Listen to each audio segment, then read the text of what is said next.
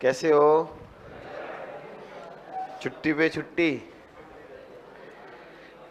है? जबरदस्ती आ रही? आज भी सस्पेंस ही था, ठीक है। चलो, कल बारिश ज्यादा ही थी थोड़ी, आज नहीं थी तो फिर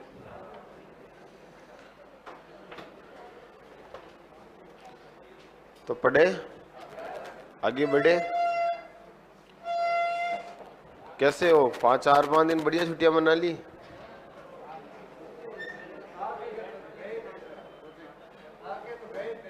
अच्छा, आके गए थे क्या? पर सब आ नहीं सकते थे और वास्तव में स्थिति थोड़ी गड़बड़ी थी। कोई बात नहीं, सुबह सुबह मॉर्निंग वॉक हो गई। अब ये तो देखो, परिस्थिति ऐसी है कि चलता है, इसमें तो अपन खुद भी ऑन स्पॉट डिसीजन लेते हैं। तो बढ़े आगे। लास्ट मुझे भी याद नहीं है क्या पढ़ा था, कुछ याद दिलाओ पहले, तो काफी टाइम हो गया ना। हो गया था पूरा। एक चक्कर और लिख दो, जल चक्कर। वाटर साइकिल है कुछ नहीं, पर 2 लाइन लिख देते हैं। लिखो वाटर साइकिल, जल चक्र।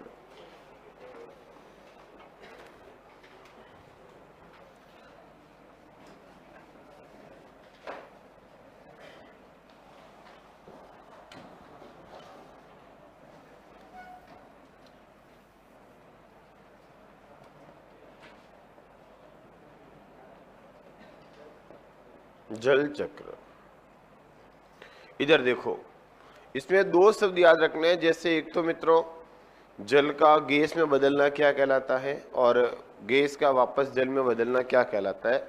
डेफिनेशन कई बार सीधी पूछ लेते हैं। देखो मित्रों, अगर हम देखें तो सबसे पहले बताओ, धरती पर पानी का सबसे बढ़िया स्रोत क्या है भाई? क्या है? बरसात।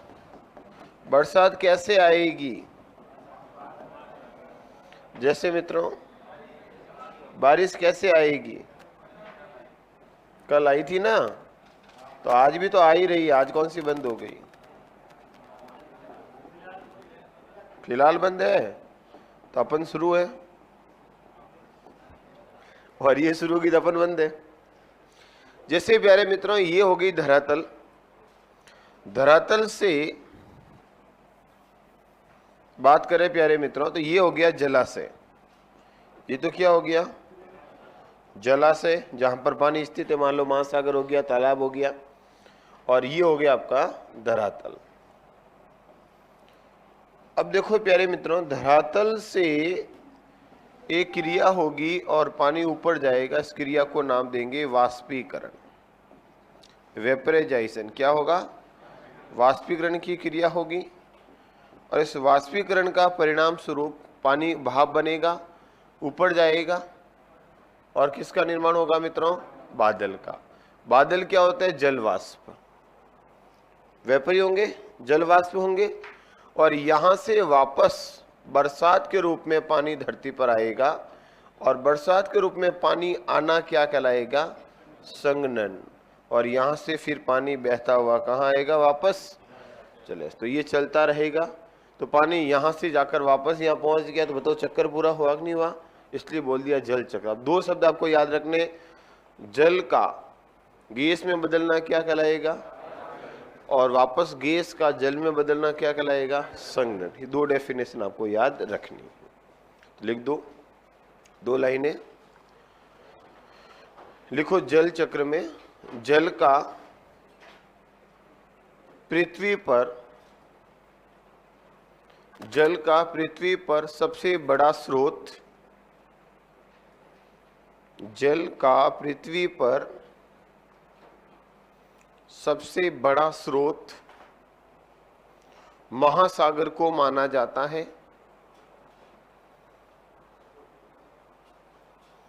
महासागर को माना जाता है। जल का पृथ्वी पर सबसे बड़ा स्रोत महासागर को माना जाता है।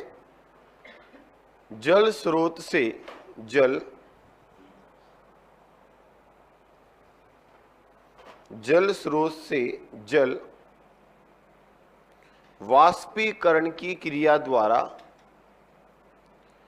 जल स्रोत से जल वाष्पीकरण की क्रिया द्वारा गैस में परिवर्तित होकर, गैस अवस्था में परिवर्तित होकर बादल का निर्माण करता है। जलाशय से जल वाष्पीकरण की क्रिया द्वारा गैस अवस्था में परिवर्तित होकर बादल का निर्माण करता है। बादल से संघनन क्रिया द्वारा, बादल से संघनन क्रिया द्वारा जल गैस अवस्था से, संघनन क्रिया द्वारा जल गैस अवस्था से पुनः,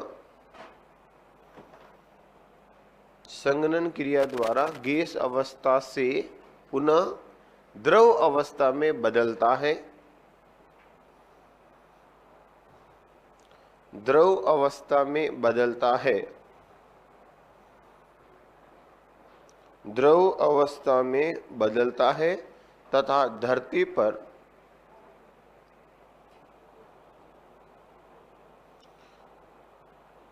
संघनन क्रिया द्वारा जल, एक मिनट रुकना, वापस बोल रहा हूं। संघनन क्रिया द्वारा जल गैस अवस्था से पुनः द्रव अवस्था में बदलता है तथा धरती पर बरसात के रूप में या बारिश के रूप में, तथा धरती पर बारिश के रूप में पुनः आता है। बारिश के रूप में पुनः आता है, पुनः आता है तथा धरातल से, तथा धरातल से नदी नालों की सहायता से, तथा धरातल से नदी नालों की सहायता से पुनः, नदी नालों की सहायता से पुनः महासागर या जलाशय में पहुंच जाता है। पुनः महासागर या जलाशय में पहुंच जाता है। तो मित्रों, मैंने पूरे ही शब्दों में लिखा दिया ताकि कोई दिक्कत नहीं हो। हल्का सा बनाना चाहो तो बना लो, वाष्पीकरण, संघनन, बादल। लिखा तो पूरा दिया मैंने शब्दों में, पढ़ोगे तो आराम से समझ में आ जाएगा। प्रश्न ऐसे आता है, बताओ बारिश होना कौन सी क्रिया है? संघनन। ऐसे प्रश्न आएगा। बादल बनने की क्रिया क्या कहलाती है? वाष्पीकरण। प्रश्न ऐसे मिलेगा, सीधा नहीं मिलेगा। समझ गया ना? उससे जुड़ा हुआ परिभाषा वही होगी, पूछने का तरीका चाहिए। देखा रीट के पेपर, सीधे सीधे प्रश्न आए अपने, सीधे सीधे पॉइंट टू पॉइंट सीधे सीधे क्वेश्चन मिले। ऐसे जो परिवार नियोजन कार्यक्रम, एनटीबी एक्ट, मैंने सीधे सीधे लिखा है, हेडिंग हेडिंग से प्रश्न आके। और मैंने पढ़ासे में कहा था आजकल पाचन श्वसन उत्सर्जन नहीं आते, इनका ध्यान रखना। वही हुआ। अब जिम्मेदारी आपकी है, अच्छे से पढ़ना। रिट वालों की तो हो गई लंका पार, मेंस के लिए तैयार है वो। और बच्चों के नंबर भी साइंस के अंदर 28 29 आ रहे हैं 30 में से। 30 में से 28 सवाल सही हो रहे, 29 सही हो रहे। इससे ज्यादा मास्टर नहीं दे सकता है भाई। क्या कह रहे हो? इससे ज्यादा तो मैं नहीं दे सकता भाई। आपके 90% 90% नंबर में ला सकता, इतना तो आप भी ले आओगे ना। जैसे आज रीट वालों का चेहरा खिला है साइंस वालों का, वैसा आपका भी होगा ना। पर इसके लिए एक ही शर्त है मेरी, मेहनत आपको करनी पड़ेगी। जितना पढ़ाया उतना पढ़ा हुआ होना चाहिए बस, और वो याद होना चाहिए, बाकी आपका काम हो जाएगा। कर लोगे इतना तो? वैसे आपने भी प्रश्न किए होंगे तो आपको भी विश्वास तो आया होगा। 5 दिन की छुट्टी थी तो और देखा होगा आपने 4 दिन में। देखा क्या पुराना? वापस देखते रहना, क्योंकि पढ़ना तो आपको ही चाहिए। क्या पढ़ना ये मैं बता सकता हूं, क्या लिखना बता सकता हूं, लेकिन आप बराबर मेरे साथ साथ मेहनत करोगे तो 100% प्रश्न मिलेंगे। तो बढ़े आगे। नेक्स्ट, हो गए चक्कर पूरे, तो कंप्लीट करते हैं चक्रों को। अब मित्रों, अगर आपने एनालिसिस किया हो पुराने पेपर का अच्छे से, तो पर्यावरण प्रदूषण से भी प्रश्न एलडीसी में हमेशा पूछे जाते, इन्वायरमेंट को जोड़कर। तो हम उस टॉपिक को पूरा पढ़ेंगे। प्रदूषण, ग्रीन हाउस, ग्लोबल वार्मिंग, अम्लीय वर्षा, ये सब प्रश्न आते, याद करो। रिसाइकल, रीयूज, रिड्यूस आया था प्रश्न। हाँ, तो ये कहाँ से आया? पर्यावरण से ही तो आया। प्रदूषण इकोलॉजी तो कह सकते हो, पर्यावरण ही तो है। इकोलॉजी क्या है? जीव और उसके पर्यावरण का अध्ययन करना। और याद करो, वर्तमान में जलवायु परिवर्तन हो रहा है। जो हमारे पूर्वजों ने, हमारे पूर्व वैज्ञानिकों ने तो अंदाज लगाया था कि आने वाले समय में पर्यावरण, जलवायु बदल जाएगी। आप इतने पेड़ पौधे मत काटो, इतना प्रकृति के खिलाफ काम मत करो। लेकिन मानव कहाँ मानने वाला? हमने प्रगति और विकास के नाम पर पर्यावरण को बहुत ज्यादा हानि पहुंचाई है, और इसके परिणाम देख लो। रेगिस्तान की धोरों में बाढ़ आ गई। सही है गलत है? जापान के अंदर लू से कल 30 व्यक्तियों की मौत हो गई है, जहां कभी ठंड से गर्मी नहीं पड़ रही थी। देखा होगा आप लोग, करंट पड़ते हो हमेशा, अखबार टच में तो रहते हो ना, रहना ही पड़ेगा। तो प्यारे मित्रों, ये जलवायु परिवर्तन के तो संकेत हैं। इस बार, पिछली बार सावन का महीना पूरा खाली गया था और अगले महीने में खूब बारिश हुई थी। इस बार तो फिर भी भगवान ने सही रख दिया।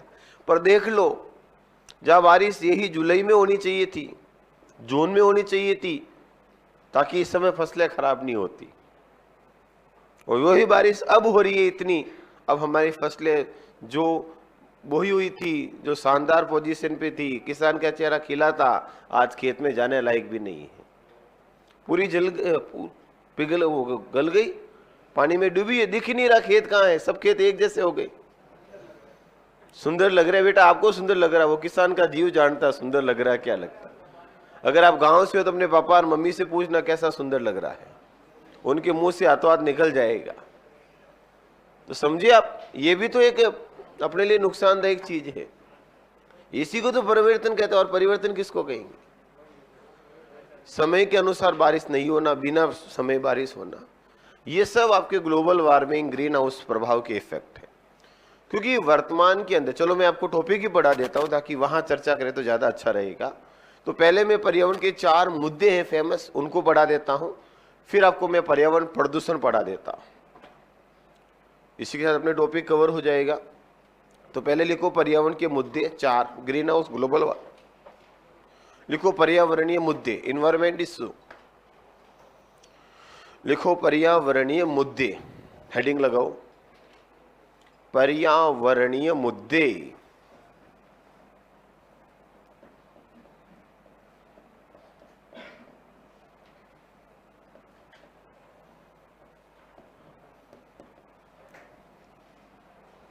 कौन कौन से? तो नंबर 1।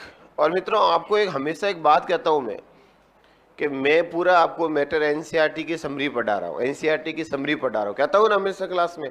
और आपको पढ़ने की जरूरत नहीं है, मैं पढ़ के आया हूं।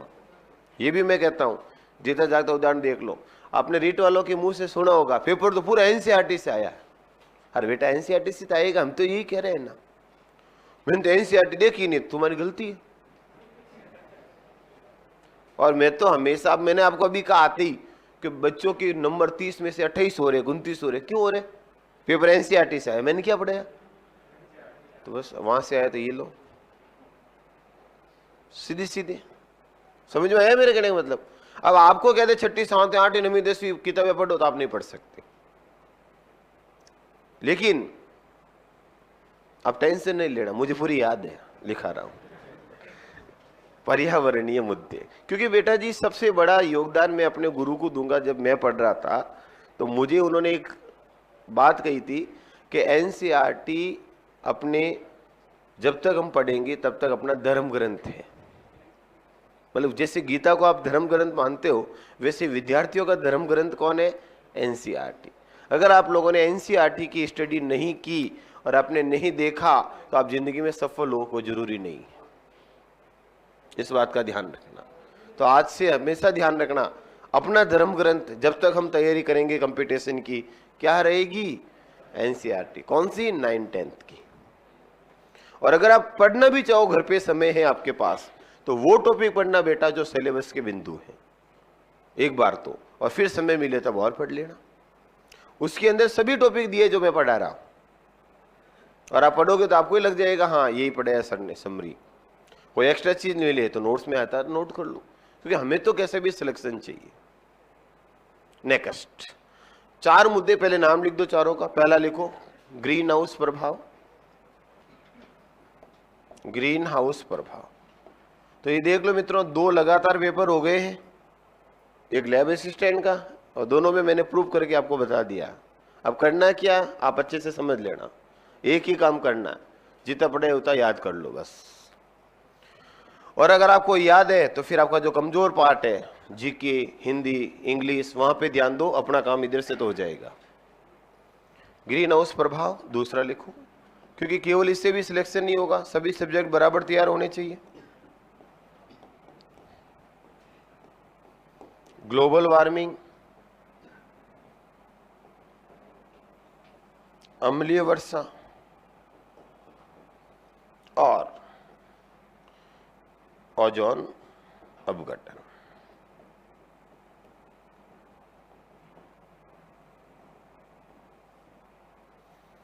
ये लो, ये 4 बिंदु थोड़े से अपन पढ़ते हैं। ये थोड़ी सी चर्चा में है, और जो चर्चा में होता है वो अक्सर पर्चा में आ जाता है।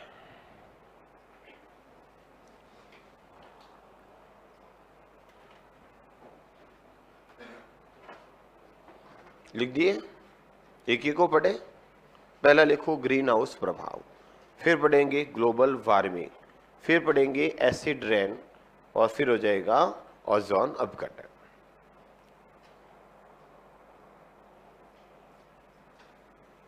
तो सबसे पहले बात करते हैं ग्रीन हाउस प्रभाव, ग्रीन हाउस इफेक्ट।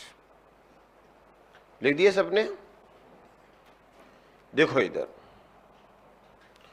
किसकी बात कर रहे हैं अपन? ग्रीन हाउस प्रभाव की। अच्छे से सुनना मित्रों, ग्रीन हाउस प्रभाव, खूब सारा नाम आपने सुन रखा है इसके बारे में। आखिर ग्रीन हाउस प्रभाव है क्या? जो है वही है। क्या है ग्रीन हाउस प्रभाव? मित्रों, एक गैस का नाम है, आपने सुना होगा CO2। एक गैस का नाम है CH4 मैथेन। CO2 तो पता है ना, कार्बन डाइऑक्साइड। मैथेन ये मीथेन जिसको कहते हो। फिर हो जाएगा बेटा N2O, CFC, और साथ में हो जाएगी कौन? जल वाष्प। तो सीधा प्रश्न आता, निम्न में से कौन ग्रीन हाउस गैस है या कौन ग्रीन हाउस गैस नहीं है? तो आपको ये याद होना चाहिए ग्रीन हाउस में कौन कौन भाग लेता है। कौन कौन लेगा? CO2, CH4, N2O और CFC। नाम बोल लूं तो carbon dioxide, methane, nitrous oxide और क्लोरोफ्लोरोकार्बन गैस। ये 4 गैसें, और साथ में जलवाष्प H2, ये भी तो गैस ही है। ये गैसें भाग लेती हैं ग्रीन हाउस प्रभाव में। सबसे पहला प्रश्न तो यही होता है। क्रम पूछे सबसे ज्यादा कौन? CO2, फिर मेथेन, फिर N2O, CFC और जलवाष्प। ये सभी गैसें मिलकर हमारे पृथ्वी के वायुमंडल में, नाम लिखो क्या इनके? लिखो, कार्बन डाइऑक्साइड,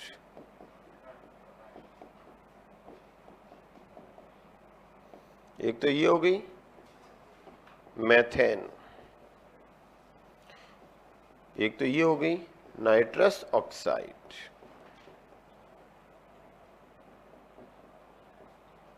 और क्लोरोफ्लोरोकार्बन।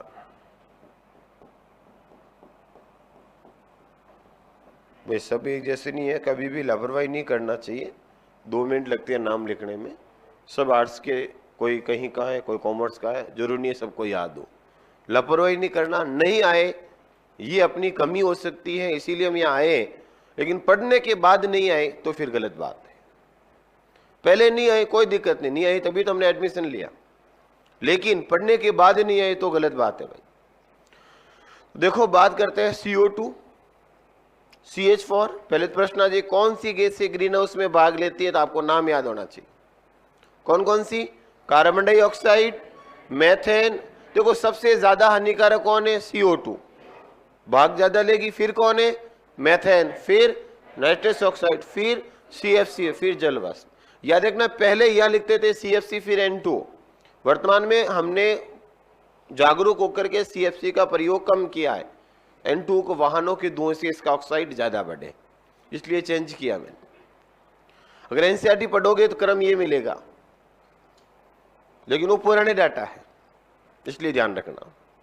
नेक्स्ट प्यारे मित्रों, अगर ग्रीन हाउस प्रभाव नहीं होता, ढंग से सुनना, आराम से लिखा दूंगा मैं, कहीं नहीं जाना अपन को। अगर ग्रीन हाउस प्रभाव नहीं होता तो धरती का तापमान -18 डिग्री सेंटीग्रेड होता और इस पर जीवन संभव नहीं होता, इसलिए होना भी जरूरी। ग्रीन हाउस प्रभाव प्राकृतिक रूप से होता है, और आपने ग्रह का नाम सुना होगा। सौर मंडल के अंदर सबसे पहले सूर्य है, फिर उसके बाद बुध है, फिर शुक्र है, फिर मंगल है, फिर पृथ्वी है, फिर मंगल है, फिर बृहस्पति है, फिर शनि, फिर अरुण, वरुण। यही है मित्रों, यम को हटा दिया हमने, तो 8 ग्रह है वर्तमान में। इनमें सबसे गर्म ग्रह कौन सा है?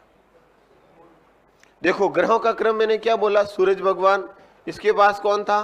बुध, फिर शुक्र, फिर पृथ्वी, फिर मंगल, फिर बृहस्पति, फिर शनि, अरुण, वरुण, यही था। और यहां बीच में होते हैं क्षुद्र ग्रह। क्षुद्र ग्रह कहां होते हैं? मंगल और बृहस्पति के बीच में। सबसे बड़ा कौन है? सबसे बड़ा नाम कौन है? बृहस्पति सबसे बड़ा है। बेटा सबसे गर्म ग्रह होना चाहिए था बुध। क्यों? क्योंकि सूर्य के पास है, होना चाहिए था, लेकिन होता कौन है? शुक्र। सौर मंडल का सबसे गर्म ग्रह कौन है? शुक्र है, जबकि होना कौन चाहिए था? क्यों? क्योंकि इसके वायुमंडल के अंदर 95% CO2 है, और CO2 क्या करती है? ग्लोबल वार्मिंग, ग्रीन हाउस प्रभाव। तो मित्रों देखो ये है क्या। चलो पहले चारों गैसों के नाम लिखो, फिर मैं इसको समझा देता हूं अच्छे से। पहले केवल नाम लिख दो, क्योंकि फिर मैं समझाऊंगा तो घसर पसर होगी तो नाम गड़बड़ हो जाएंगे। पहले लिखो आप। हाँ बोलो, क्या कहना चाहते हो? चलो बोल दो। हाँ जो किसकी? हाँ प्रश्न क्या था और ऑप्शन क्या थे, उस पर निर्भर करेगा।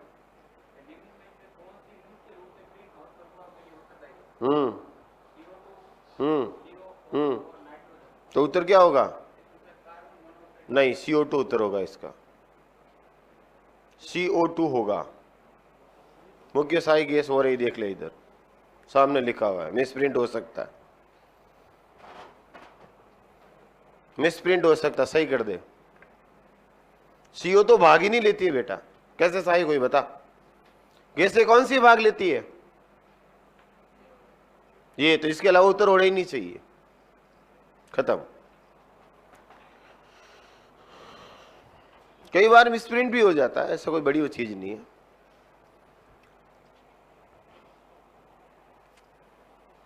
तो आज के बाद ग्रीन हाउस गैस क्या है? तो ये 4 गैसें दिमाग में आनी चाहिए, पहले तो ये ध्यान रखना। 4 के अलावा कभी उत्तर क्लिक ही नहीं करना है। अब सबसे ज्यादा कौन? तो ये आपके सामने लिखा हुआ CO2 ऑप्शन में नहीं हो तो मेथेन। बस 2 ही मिलते, ज्यादा या सेकंड नंबर। चलो आगे, लिख दिया सबने गैसें, तो गैस याद हो जाएगी, करनी पड़ेगी अगर सिलेक्शन चाहिए तो। बताओ कौन कौन सी गैसें भाग लेगी? CO2, CH4, N2, CFC। और वो एक वो डाउन सिंड्रोम, कल फिर पूछ लिया रीट के अंदर। डाउन सिंड्रोम पता नहीं कितना पूछेंगे इसको एग्जाम में। पूछा था 21वें गुणसूत्र में ट्राइसोमी होना कौन सा रोग है। 2021 का कोई एग्जाम नहीं जहाँ डाउन सिंड्रोम नहीं आया, 22 का भी, 21 का तो था ही, 22 में भी आ गया। कुल मिला के आपको मैं बता दूं वही क्वेश्चन घूम फिर के आने वाले। कौन सी गैस है ग्रीन हाउस गैस है? उत्तर था CO2 और N2। ग्रुप दे दिए दो गैसों के। सीधे सीधे प्रश्न है, सीधे सीधे टॉपिक है, बस पढ़ना तो आपको पड़ेगा। ध्यान रखना। अब ग्रीन हाउस प्रभाव क्या है? गैसे लिख दिया आपने, चारों नाम लिख दिया। अब आराम से सुनना।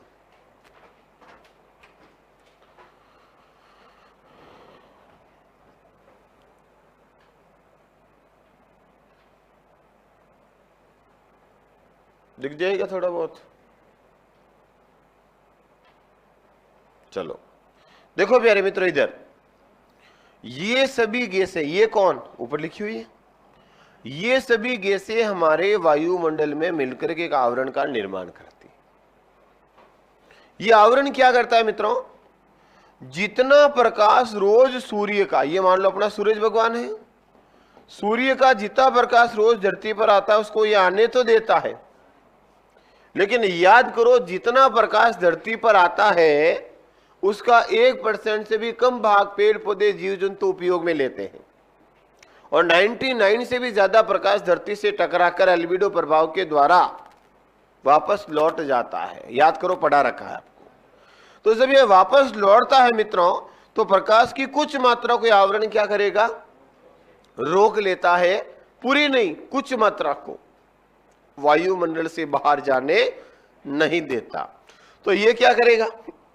रुक जाएगा तो अंदर घूमता रहेगा, और घूमेगा तो पृथ्वी का तापमान माइनस भी नहीं रहेगा, 27 डिग्री नॉर्मल टेम्परेचर अपन मानते हैं वातावरण का, वो हो जाएगा। अब प्यारे मित्रों, अगर ये ग्रीन हाउस प्रभाव नहीं होता, तो ये प्रकाश नहीं रुकता, तो धरती का तापमान माइनस कितना हो जाता? 18 डिग्री सेंटीग्रेड हो जाता, और धरती पर अपना जीवन संभव नहीं होता, क्योंकि -18 पे पानी नहीं होता। और जीना रहने के लिए सबसे पहले क्या चाहिए? जल। याद करो, बड़े बड़े वैज्ञानिक कह रहे हैं चंद्रमा पर पानी नहीं है इसलिए जीवन नहीं है, चंद्रमा पर जल के अवशेष मिले, हो सकता है इसलिए जीवन हो। ये तो तक आते हैं, देखे होंगे आपने, चंद्रयान फर्स्ट भारत का, जिसने पूरे विश्व को बताया कि चंद्रमा पर जल की उपस्थिति के प्रमाण दिए थे। अपने चंद्रयान फर्स्ट जो छोड़ा था उसकी सबसे बड़ी उपलब्धि ये तो है कि उसने संकेत दिया था क्या? कि चंद्रमा पर जल की उपस्थिति है। मंगलयान फर्स्ट ने दिया था कि मंगल ग्रह पर जल की उपस्थिति के साक्ष्य दिए थे। फिर मंगलयान 2 छोड़ा था हमने, जो लैंडर्स वगैरह पूरा सफल नहीं रहा। चंद्रयान 2 छोड़ेंगे अब, नहीं चंद्रयान 2 छोड़ दिया ना, तो फर्स्ट ने तो चंद्रमा पर जल के साक्ष्य दिए, सेकेंड हम छोड़ चुके, अब मंगलयान 2 छोड़ेंगे अब 2024 में। मंगलयान 2 छोड़ा जाएगा 2024 में इसरो के द्वारा। चंद्रयान 2 तो हमने छोड़ चुके हैं। तो याद रखना, चंद्रयान फर्स्ट ने जो अपने चंद्रमा पर किसके साक्ष्य दिए थे? जल के। तो उससे तो हमने अंदाज लगाया कि जीवन हो सकता है। तो मित्रों, धरती पर भी जल उपस्थित हुआ, किसकी वजह से? तापमान धीरे धीरे नॉर्मल हुआ। तो याद रखना, ये प्राकृतिक रूप से होता था, लेकिन हम लोगों ने क्या किया? पेड़ पौधे काटे, उद्योग लगाए, कल कारखाने, साथ साथ ईंधन जला ही रहे खाने पीने के लिए, साथ साथ कई सारी गाड़ियां, फैक्ट्रियां जो जल करके क्या दे रही है? CO2। और CO2 की मात्रा धीरे धीरे क्या हो रही है मित्रों? एक तो वनस्पति कम जो कि CO2 को अवशोषण करती है, और ऊपर से CO2 का उत्पादन ज्यादा, तो बताओ CO2 ज्यादा होगी कि नहीं होगी? तो धीरे धीरे वायुमंडल इसकी मात्रा क्या हो रही है? बढ़ रही है। जबकि ये होनी कितनी चाहिए थी? 0.3% ही होनी चाहिए लगभग। तो इसकी मात्रा बढ़ रही है, हमने उत्सर्जन कर दिया, पेड़ पौधे कम कर रहे हैं। तो इसकी कमी होने से प्यारे मित्रों, धरातल पर यह ग्रीन हाउस प्रभाव का मात्रा क्या हो रही है? बढ़ रही है, और बढ़ने से प्रकाश की मात्रा को ये रोकती है, उसको ज्यादा रोकने लग गई। तो ये प्रकाश बाहर नहीं जाएगा, अंदर घूमता रहेगा, तो इसके अंदर होगी ऊष्मा, हीट होगी मित्रों, और ऊष्मा से उत्पन्न होगी गर्मी, और गर्मी से वातावरण का ताप बढ़ेगा और तापमान बढ़ना कहलाएगा ग्लोबल वार्मिंग। तो दोनों एक ही है, लेकिन दोनों अलग है। अलग कैसे? अतिरिक्त सूर्य प्रकाश को वायुमंडल से बाहर जाने नहीं देना, रोक देना, ये तो कहलाएगा ग्रीन हाउस प्रभाव। और रुकने के बाद वातावरण के तापमान में वृद्धि होगी, यह कहलाएगा ग्लोबल वार्मिंग। दोनों अलग हो गया मित्रों। और एक कैसे? ग्रीन हाउस होगा तो ग्लोबल वार्मिंग होगा, प्रकाश रुकेगा तो गर्मी बढ़ेगी। तो हमें किसको कम करना पड़ेगा? ग्रीन हाउस को, तो ग्लोबल वार्मिंग अपने आप कम हो जाएगा। तो दोनों एक दूसरे से जुड़े हुए है कि नहीं है? तो प्रश्न ऐसे आ जाए, कौन सी ग्लोबल वार्मिंग गैस है? तो उत्तर क्या होगा? यही, क्योंकि ग्रीन हाउस होगा तो ग्लोबल वार्मिंग होगा ना। आया समझ में दोनों? वापस सुन लो, वापस शुरू से समझा देता हूं, फिर भी कोई डाउट हो तो वापस पूछ लेना। इधर अच्छे से सुनना मित्रों, मैंने जीरो से वापस बता रहा हूं। देखो, ये अपना धरातल है और धरातल के ऊपर एक गैसों का आवरण है, जिसमें कौन कौन सी गैस है मित्रों? CO2 है, मेथेन है, नाइट्रस ऑक्साइड है, क्लोरोफ्लोरोकार्बन है और जलवाष्प है। याद करो, जितना प्रकाश सूर्य का धरती पर आता है उसका 1% से भी कम जीव जंतु पेड़ पौधे काम में लेते हैं, और 99 से भी ज्यादा प्रकाश रिफ्लेक्ट होकर वापस लौट जाता है। याद है ये तो आपको? तो मित्रों, जब वापस अतिरिक्त प्रकाश टकरा करके लौटता है तो ये आवरण कुछ मात्रा को रोक देता, बाकी तो जाएगा, थोड़ी सी मात्रा को रोक देगा। तो ये प्रकाश को, अतिरिक्त मात्रा को रोकना तो कहलाएगा ग्रीन हाउस प्रभाव। और इसके रुकने के कारण ये वातावरण में घूमता रहेगा, तो इसके अंदर होगी ऊष्मा, ऊष्मा से उत्पन्न होगी गर्मी, और गर्मी उत्पन्न होना कहलाएगा ग्लोबल वार्मिंग। तो दोनों एक ही है। कैसे? ग्रीन हाउस होगा तो ग्लोबल वार्मिंग होगा, लेकिन दोनों अलग है। अलग कैसे? अतिरिक्त प्रकाश की मात्रा को रोकना तो कहलाया ग्रीन हाउस, और रुकने के बाद गर्मी बढ़ना कहलाया ग्लोबल वार्मिंग। तो आ गया समझ में? बताओ, ग्रीन हाउस प्रभाव क्या है?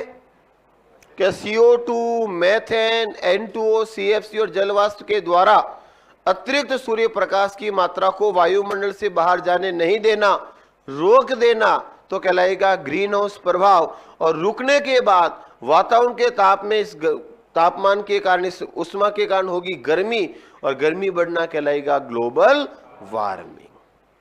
तो बताओ, ग्लोबल वार्मिंग की गैस कौन सी है? CO2, CH4, N2O, CFC और जलवाष्प। आया समझ में? कोई दिक्कत?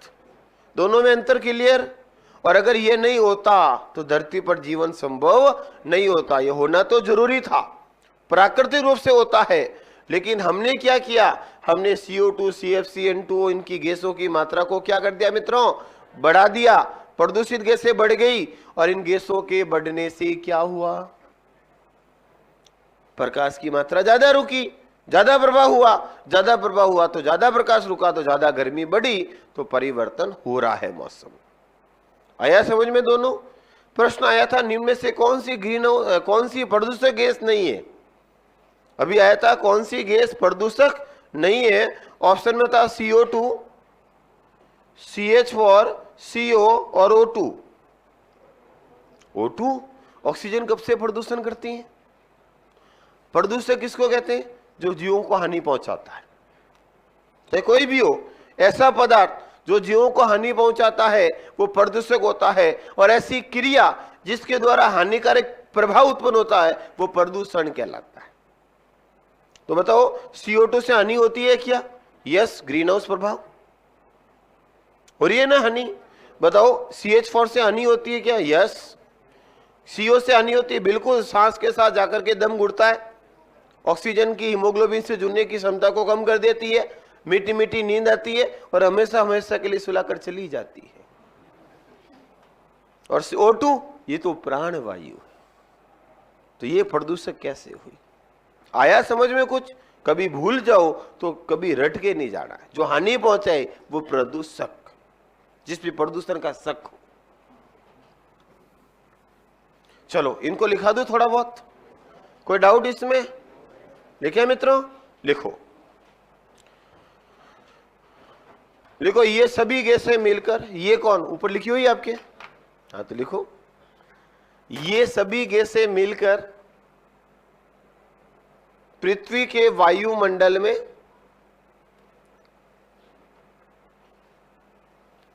ये सभी गैसें मिलकर पृथ्वी के वायुमंडल में एक आवरण का निर्माण करती है,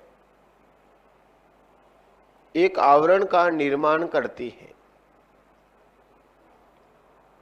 एक आवरण का निर्माण करती है जो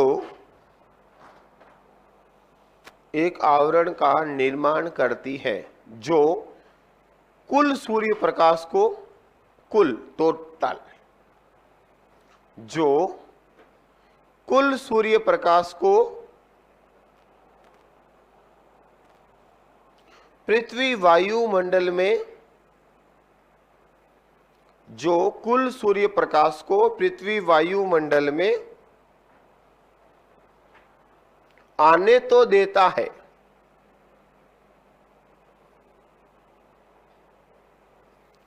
पृथ्वी वायुमंडल में आने तो देता है, लेकिन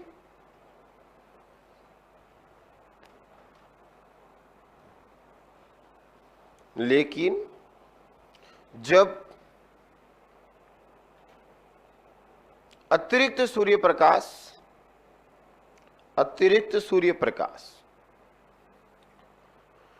पृथ्वी धरातल से, अतिरिक्त सूर्य प्रकाश पृथ्वी धरातल से टकराकर, पृथ्वी धरातल से टकराकर परावर्तित होकर, पृथ्वी धरातल से टकराकर परावर्तित होकर पुनः लौटता है, पुनः लौटता है, तो यह आवरण, पुनः लौटता है तो यह आवरण प्रकाश की, पुनः लौटता है तो यह आवरण प्रकाश की कुछ मात्रा को, यह आवरण प्रकाश की कुछ मात्रा को वायुमंडल से, कुछ मात्रा को वायुमंडल से बाहर जाने नहीं देता, वायुमंडल से बाहर जाने नहीं देता, रोक देता है, नहीं देता, रोक देता है, जिसे ग्रीन हाउस प्रभाव कहते हैं, रोक देता है, जिसे ग्रीन हाउस प्रभाव कहते हैं। तो ये हो गया मित्रों ग्रीन हाउस प्रभाव है क्या, समझ में आया? पहले तो रटने की जरूरत नहीं है ना। अच्छा एक लाइन और लिख दो कि यदि ग्रीन हाउस प्रभाव नहीं होता, अलग से लिखो, यदि ग्रीन हाउस प्रभाव नहीं होता तो धरती पर, यदि ग्रीन हाउस प्रभाव नहीं होता तो धरती पर जीवन संभव नहीं होगा, तो धरती पर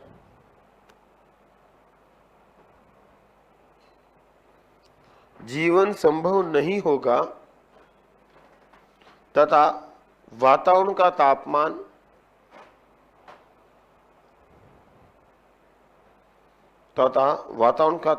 -18 डिग्री सेंटीग्रेड होता, तथा वातावरण का तापमान -18 डिग्री सेंटीग्रेड होता। तो इसका होना भी जरूरी है, अगर ये नहीं होगा तो भी गड़बड़, और ज्यादा होगा तो भी गड़बड़। इसलिए अपना जो हो रहा था उसको होने देना चाहिए था, लेकिन हमने तो कहा नहीं, मैंने बहुत विकास किया है, हमने प्रगति की है, तो क्या करें, उद्योग लगाएंगे, तो यहां से जंगल साफ करेंगे। ऐसी तैसी करेंगे, खुद की भी और हमारी भी। सही है कि नहीं? बड़ा बांध बनाएंगे। याद करो टीरी गटवाल, सुंदरलाल बहुगुणा, याद आया क्या? अब तक बताओ, पर्यावरण को बचाने के लिए, पेड़ पौधों को बचाने के लिए कितने आंदोलन हुए बड़े फेमस? तीन आंदोलन हुए। एक खेजड़ी आंदोलन सबसे फेमस है, एक खेजड़ी, कौन सा बताओ? अमृता देवी जी, याद है अमृता देवी वाला? एक नंबर। दूसरा चिपको आंदोलन, सुंदरलाल बहुगुणा। तीसरा एपीको आंदोलन, साउथ में हुआ था, आंध्र प्रदेश के उधर। ये तीन आंदोलन है जो एग्जाम में आते हैं। हम खिचड़ी को पढ़ के जाते हैं, वो चिपको से चिपका देता है। और मुझे तो पूरा विश्वास था, मैंने रीट वालों को अच्छे से कहा, मैंने कहा एपी को पूछेगा क्योंकि एनसीईआरटी में दिए हुए तीन आंदोलन, पर उन्होंने पूछा नहीं। उन्होंने सीधा पूछ लिया कौन सी जाति पर्यावरण प्रेमी है? वैष्णव जाति। सीधा प्रश्न नॉर्मल पूछ लिया। पूछने वाले ये पूछ लेते थे कि पर्यावरण प्रेमी संत कौन है? ऐसे कौन से संत है जिन्हें पर्यावरण की पहले भविष्यवाणी कर ली कि बदल जाओ, समझ जाओ, नहीं तो आने वाले समय दिक्कत होगी। जम्बो जी ने, समझ में आया ना, पर्यावरण प्रेमी संत। तो लेकिन सीधा प्रश्न पूछा, तो ये तो अपनी किस्मत है बेटा, अपन तो पढ़ सकते हैं, बता सकते हैं। तो आज के बाद याद रखना, पर्यावरण को बचाने के लिए आंदोलन, हाँ, लेकिन हम लास्ट में लिख देंगे तीनों का नाम। कितने आंदोलन है फेमस? यूं तो खूब होते हैं, रोज होते हैं, पर फेमस जिनको एनसीईआरटी में राजस्थान बुक ने स्थान दिया, तीन है, एपीको, चिपको और खेजड़ी आंदोलन। ध्यान रखना। नेक्स्ट, हाँ, सेंटीग्रेड को फ़ारेनहाइट में कैसे बदलते हैं? C/5 बराबर F-32/9 फॉर्मूला है, समझो। यहां कहां आ गया सेंटीग्रेड? पहले थे वो, किस में आया था? टेस्ट में आया था। वो तो गलती से आ गया होगा बेटा। ले बता दूं तेरे को, क्या प्रश्न था बता? 1 सेकंड का प्रश्न बता दूं क्या बेटा? ये फॉर्मूला होता है C/5 बराबर F-32/9 बराबर K-273/5 बराबर R/4। ये फॉर्मूला है। इसमें जिस चीज की बात करें उनके मान उठाना। जैसे प्रश्न बात की सेंटीग्रेड और फ़ारेनहाइट, इनको पूछे। जैसे प्रश्न की बात करें सेंटीग्रेड और केल्विन, तो इनको दोनों को उठाएं। प्रश्न कर दे सेंटीग्रेड र्यूमर, तो इनको उठाएं। जिनकी बात करें उन दो को लेना है। जैसे प्रश्न क्या पूछा था, फटाफट बोल, प्रश्न क्या था बेटा? 4 डिग्री सेंटीग्रेड में स्टोरेट करते हैं, हाँ, उसको फ़ारेनहाइट में कितना होगा? तो सही तो प्रश्न है, टॉपिक है तो प्रश्न हुआ, टॉपिक है तो हुआ प्रश्न। तो रक्त का 4 डिग्री सेंटीग्रेड में रक्त रखते नहीं पढ़ाया क्या मैंने? पढ़ाया ना, तो चेंज करना नहीं आता है तो सीखो बेटा। टेस्ट के अंदर एक कदम आगे बढ़ूंगा ना। अब बताओ मुझे प्रश्न सीधा आ जाए, मालूम है ना एग्जाम में, फ़ारेनहाइट में ब्लड को कितने डिग्री ताप पर रखते हैं, तो हम तो सेंटीग्रेड पढ़ के जाएंगे। और मैंने क्लास में सेंटीग्रेड बताया नहीं, और मुझे आपको फ़ारेनहाइट की जानकारी देनी है, तो मैं कैसे दूंगा फिर? टेस्ट के माध्यम से, ताकि बच्चे के दिमाग में क्लिक करे। तो आप याद करो, मैंने टेस्ट से पहले कहा था कुछ क्वेश्चन पढ़े होंगे, कुछ क्वेश्चन नहीं होंगे, कुछ क्वेश्चन एक कदम आगे होंगे। कहा था, ये देख लो, पेपर में नहीं बनाया आपका, 1-2 क्वेश्चन ऊपर नीचे भी किए हैं, देखे होंगे आप लोगों ने। सीधे सीधे क्वेश्चन रह रहे, थोड़ा सा दिमाग लगाना था कि सर वो तो नहीं है, बाकी सब सही। तो बेटा देखो, C/5 बराबर F-32/9, या 4 रख दो या 5, फॉर्मूल कितने हो गए? 36/5 और प्लस जोड़ दो 32, बस सॉल्व कर दो। फॉर्मूला तो कर ही लोगे बेस सॉल्व। तो ये तरीका, डाटा कोई भी दे दे, 4 की जगह 20 दे दे तो भी कर लोगे। तरीका आना चाहिए, रटना नहीं है। और वैसे आपके टॉपिक फिजिक्स के 2 ही तो सिलेबस में है, प्रकाश और विद्युत, 2 ही है ना। हाँ, तो पढ़ लेंगे दोनों को, क्या है। चलो इसको हटा दो, अभी इसका काम नहीं है, तो पूछा था इसलिए उन्होंने जवाब दिया। चलो ये बाद में जब पढ़ेंगे तो वापस मुझे याद दिलाना, अच्छे से पढ़ लेंगे। एक दो फॉर्मूले, एक दो फिजिक्स पढ़ो, उस समय क्वेश्चन भी करा दूंगा इनके तापमान बदलने के। फिलहाल एक बार ग्रीन हाउस को बदल देते हैं। हाँ आगे लिखो। हो गया ग्रीन हाउस प्रभाव कंप्लीट। यही है, क्या गैसें होती है लिख दिया, कौन सी ज्यादा होती है लिख दी, कौन सी कम होती है और क्या होता है। कोई दिक्कत इसमें? तो लिखो ग्लोबल वार्मिंग। तो आगे लिखो ग्लोबल वार्मिंग, फटाफट टॉपिक पूरा करें, रुकना तो है ही नहीं। वैसे खूब रुक लिए 4 दिन, रुके ना, कैसे रहने दो वो तो आप। मैंने छुट्टी 1 दिन की ली और 5 दिन की हो गई। ग्लोबल वार्मिंग लिखो। ग्लोबल वार्मिंग क्या होता है? ग्लोबल वार्मिंग पढ़ा दिया ना आपको। जब ग्रीन हाउस प्रभाव के कारण अतिरिक्त प्रकाश वायुमंडल से बाहर नहीं जाएगा तो वातावरण के टेम्परेचर में क्या होगी, और वृद्धि होना ही क्या कहलाएगा? Global warming. तो दोनों एक ही तो है, दोनों अलग है। लिखो। नींद तो खुल गई ना? हो सके 3 दिन हो गए नींद की आदत पड़ी हो, सुबह सुबह उठने की आदत नहीं हो, हैं? उठ जाते थे, तैयार होके बैठ जाते, फिर मैसेज आता आज क्लास नहीं है। ऐसा ही हुआ? अच्छा चलो कोई नहीं, बढ़े आगे।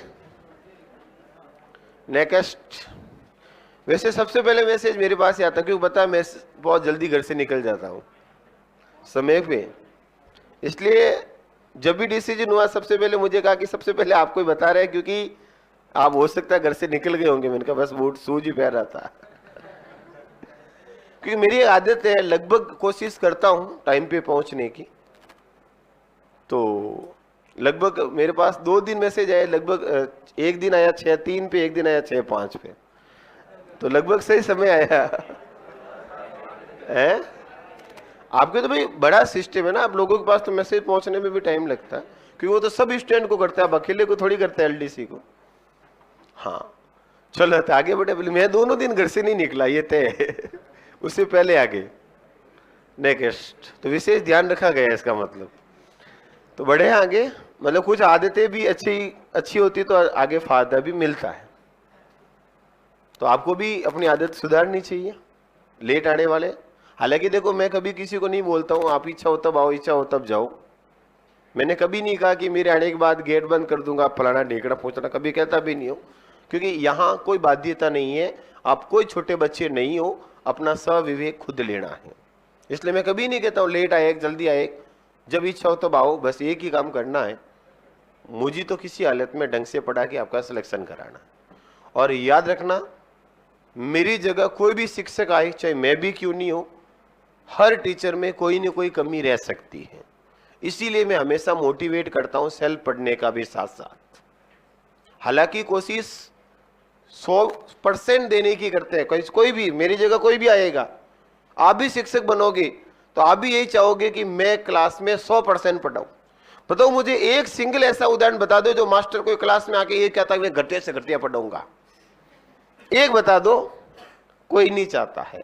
तो सभी अपना बेस्ट करते हैं, लेकिन आपको भी अपना बेस्ट करना है, इस बात का ध्यान रखना विशेष रूप से। और जितना ज्यादा तुम लोग एक काम करना, आज के बाद 9-10 की बुक तो आपके पास होगी, नहीं है तो खरीदो एनसीईआरटी वाली, थोड़ा सा रिक्वेस्ट है मेरी। और उसके पीछे ऑब्जेक्टिव प्रश्न दिए हुए होते हैं, उन प्रश्नों को सॉल्व करो। कर लोगे? और नहीं करोगे तो फिर मेरे को कराना पड़ेगा, और आप मुझे बताइए, सब बोलते एक ही बात कहोगे।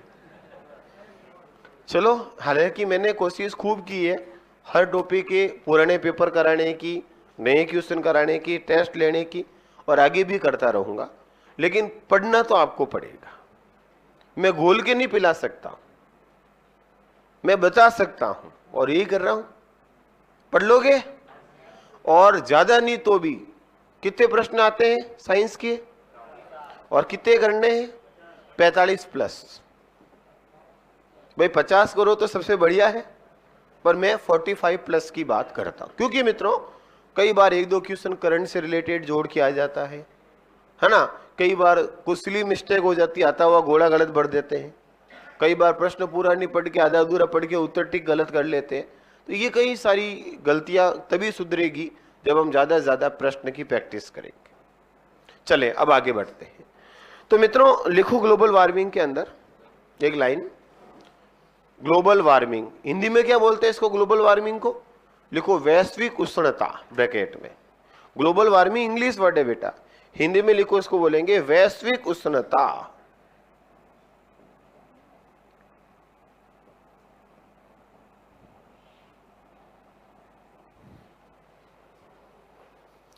वैश्विक उष्णता, ग्लोबल वार्मिंग लिख दिया होगा। अब बोलता हूं इसमें, लिखो जब ग्रीन हाउस प्रभाव के कारण, जब ग्रीन हाउस प्रभाव के कारण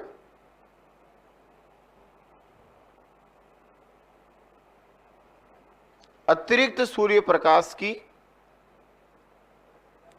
जब ग्रीन हाउस प्रभाव के कारण अतिरिक्त सूर्य प्रकाश की कुछ मात्रा, अतिरिक्त सूर्य प्रकाश की कुछ मात्रा वायुमंडल से, कुछ मात्रा वायुमंडल से बाहर नहीं जा पाती है, वायुमंडल से बाहर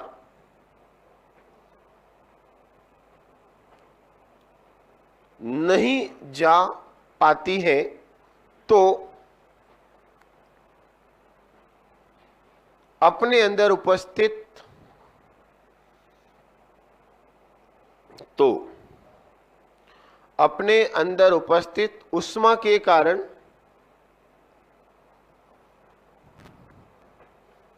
उष्मा के कारण गर्मी उत्पन्न करती है।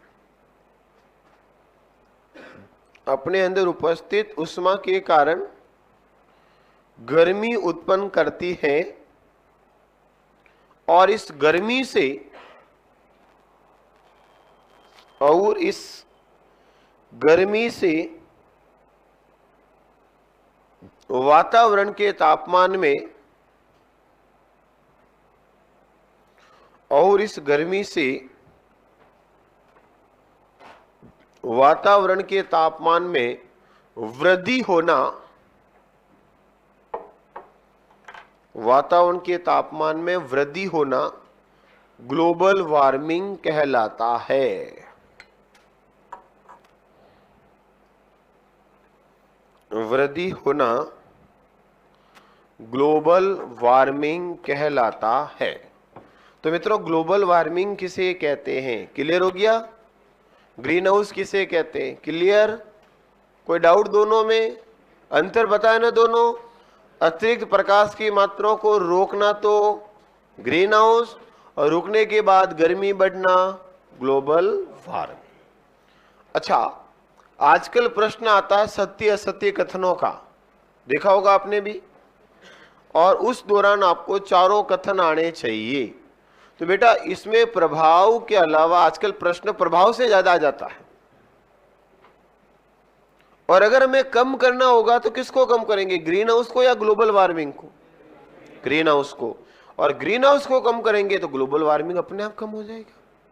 तो ग्लोबल वार्मिंग को रोकने के लिए किसको कम करना पड़ेगा, ग्रीन हाउस को। और ग्रीन हाउस को रोकने के लिए प्यारे विद्यार्थियों याद रखना, ग्रीन हाउस प्रभाव को कम करने के लिए 11 दिसंबर 1997 को जापान का एक शहर का नाम है बेटा क्योटो, वहां पर क्योटो प्रोटोकॉल का निर्माण हुआ।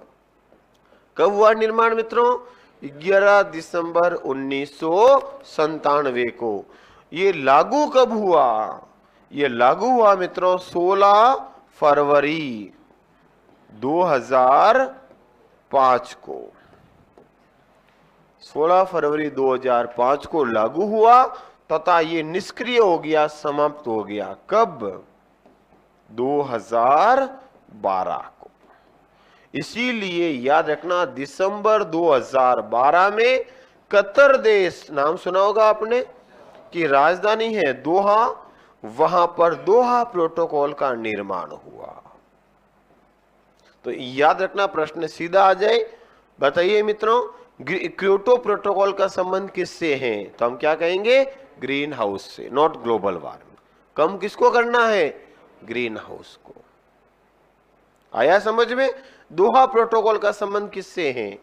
Green house. क्योंकि ग्लोबल वार्मिंग को कम करने के लिए किसको रोकना पड़ेगा? ग्रीन हाउस को। तो एक लाइन लिखो, अलग से स्टार बना के लिखो। ग्लोबल वार्मिंग को कम करने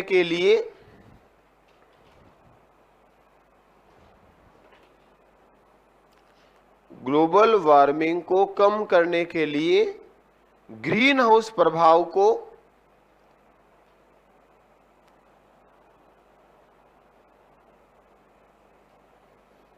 कम करने के लिए ग्रीन हाउस प्रभाव को कम करना पड़ेगा। ग्रीन हाउस प्रभाव को कम करना पड़ेगा। कम करना पड़ेगा। अतः क्लियरली लिखा दूं ताकि वापस पढ़ोगे तब सही रहेगा। अतः ग्रीन हाउस प्रभाव को कम करने के लिए, ग्रीन हाउस प्रभाव को कम करने के लिए जापान के ग्रीन हाउस प्रभाव को कम करने के लिए जापान के क्योटो शहर में, जापान के क्योटो शहर में 11 दिसंबर 1997 को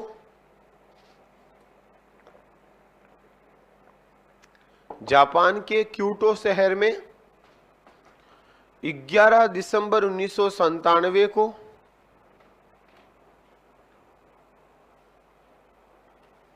क्योटो प्रोटोकॉल का निर्माण हुआ। क्योटो प्रोटोकॉल का निर्माण हुआ।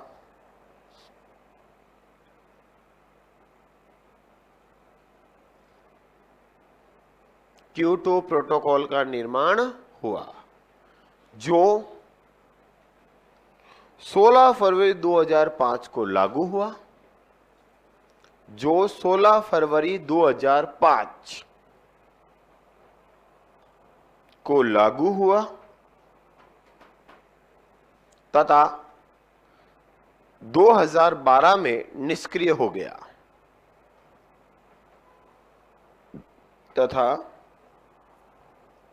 2012 में निष्क्रिय या समाप्त हो गया। लिख दिया? अलग से नए पैराग्राफ बना के लिखो। कतर देश की राजधानी दोहा में, कतर एशिया का एक मुस्लिम राष्ट्र है कतर। कतर देश की राजधानी दोहा में, कतर देश की राजधानी दोहा में दोहा प्रोटोकॉल का निर्माण हुआ।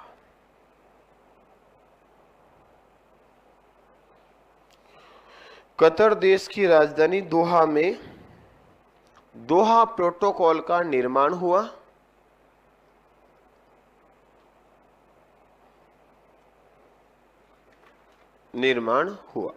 बस। तो याद रखना, अब तो कितने प्रोटोकॉल बने जिसका संबंध ग्रीन हाउस प्रभाव से है? 2। कौन कौन से? दोहा और क्योटो प्रोटोकॉल। अच्छा, प्रोटोकॉल क्या होता है? नियम। तो नियम और प्रोटोकॉल में संबंध क्या है? फर्क क्या है? अंतर क्या है? एक तो होता है अनुबंध। अनुबंध होता है ना? क्या होता है अनुबंध? और एक होता है प्रोटोकॉल। दोनों में अंतर है या एक ही है? अलग अलग है। क्या फर्क है? प्रोटोकॉल का मतलब क्या होता है? मैं तो ये आपको पूछना चाहता हूं ना। हाँ, ऐसा नियम जिसको मानना बाध्यकारी हो, जरूरी हो, उस नियम को नाम दिया जाता है प्रोटोकॉल। याद करो, प्रधानमंत्री अगर किसी राज्य में जाते हैं तो ये प्रोटोकॉल है कि वहां का सीएम उनको रिसीव करेगा।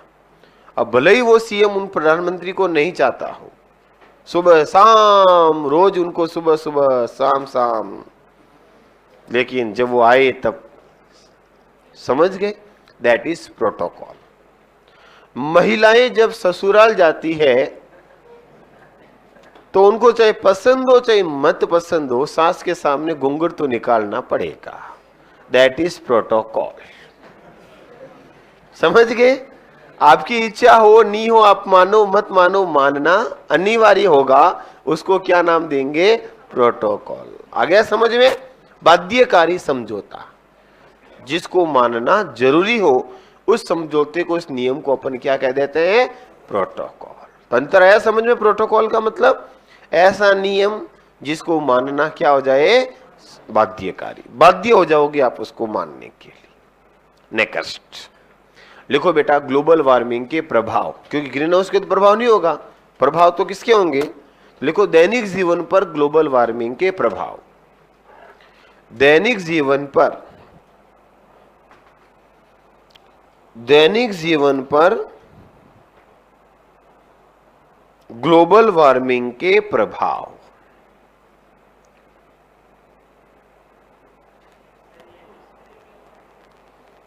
है बेटा?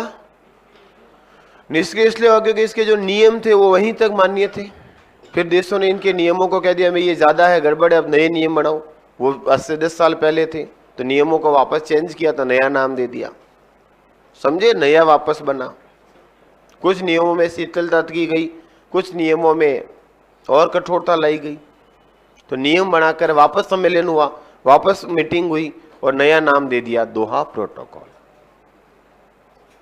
भाई ये तो बहुत पुराना हो गया ना इसके नियम, तो अब उस समय की स्थिति अलग थी, आज की स्थिति अलग हो गई, तो नियम नए होंगे। नेक्स्ट, पहले आपको पता प्रश्न आता था तब 4 उत्तर होते थे, 4 में से 3 100% गलत होते थे और 1 सही होता था। फिर प्रश्न आने लगे 4 के 4 सही, लेकिन सबसे बढ़िया कौन सा है? हो नहीं है? पिछले 3 साल यानी कि 18, 19, 20 में जो एग्जाम हुए थे उसमें क्या था पता है? सबसे 4 के 4 सही होते थे, सबसे बढ़िया सही कौन सा है? फिर 2021, फिर 22 आया और 22 में वापस वही हो गया, क्या? 3 गलत 1 सही, कोई डाउट नहीं। अभी देख लो पिछले 2-3 एग्जाम के अंदर एक भी ऐसा प्रश्न नहीं जिसमें कोई कोर्ट में जाने के लिए तैयार हो, तीनों सीधे गलत सीधा। आजकल भी वापस सीधे सीधे प्रश्न आने लग गए। अब चेंज कर दिया, कौन सा असत्य है, कौन सा असुमिलित है, मिलान कीजिए। तरीका चेंज हो नहीं हो एग्जाम का। पहले केवल था है भारत की राजधानी है, बस। अब प्रश्न आता है निम्न में से सत्य कथन बताइए, भारत की राजधानी दिल्ली है, भारत के प्रधानमंत्री फलाने हैं, भारत के राष्ट्रपति प्रथम नागरिक है, भारत के उपराष्ट्रपति द्वितीय नागरिक है, भारत के भूतपूर्व राष्ट्रपति तृतीय नागरिक है। बताइए कौन से कथन गलत है? समझ गए मेरे कहने का मतलब? प्रश्न वही है, बस पूछने का तरीका चेंज कर दिया। तो ये तो रेगुलर रीत सदा चली आई, बदलेगा और आपको भी बदलना पड़ेगा। नेक्स्ट, तो लिखो दैनिक जीवन पर ग्लोबल वार्मिंग के प्रभाव। तो बताओ क्या प्रभाव होंगे? बताओ मित्रों, अभी हाल ही में रामनाथ कोविंद भारत के निवर्तमान राष्ट्रपति हो गए हैं, तो वो भारत के कितने नंबर के व्यक्ति बनेंगे? प्रथम तो अब मुर्मू हो गई।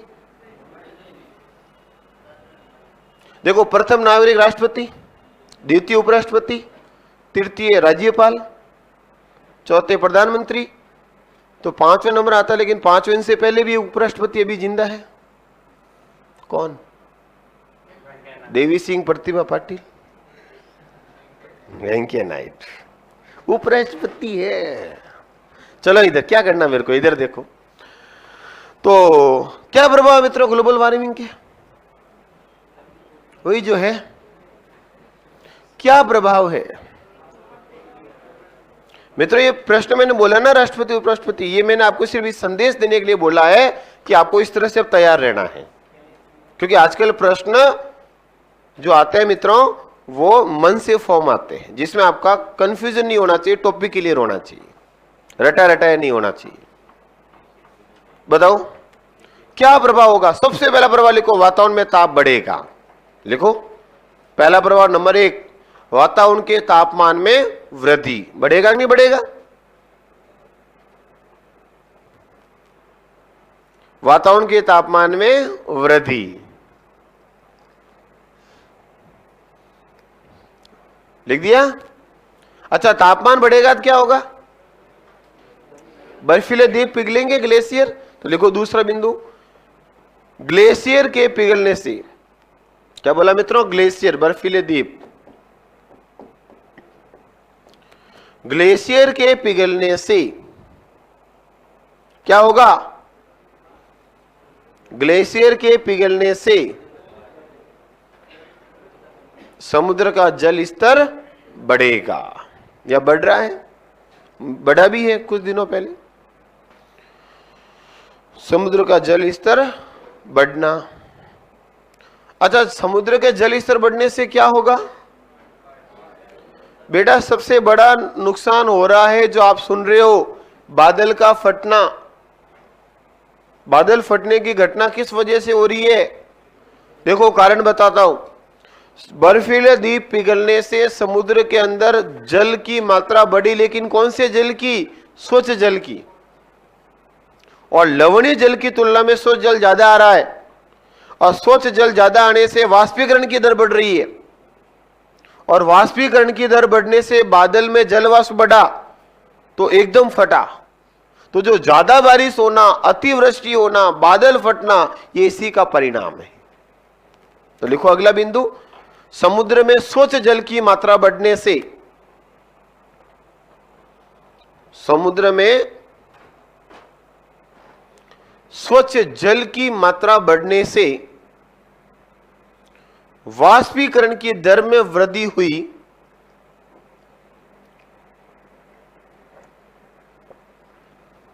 वाष्पीकरण की दर में वृद्धि हुई, जिस कारण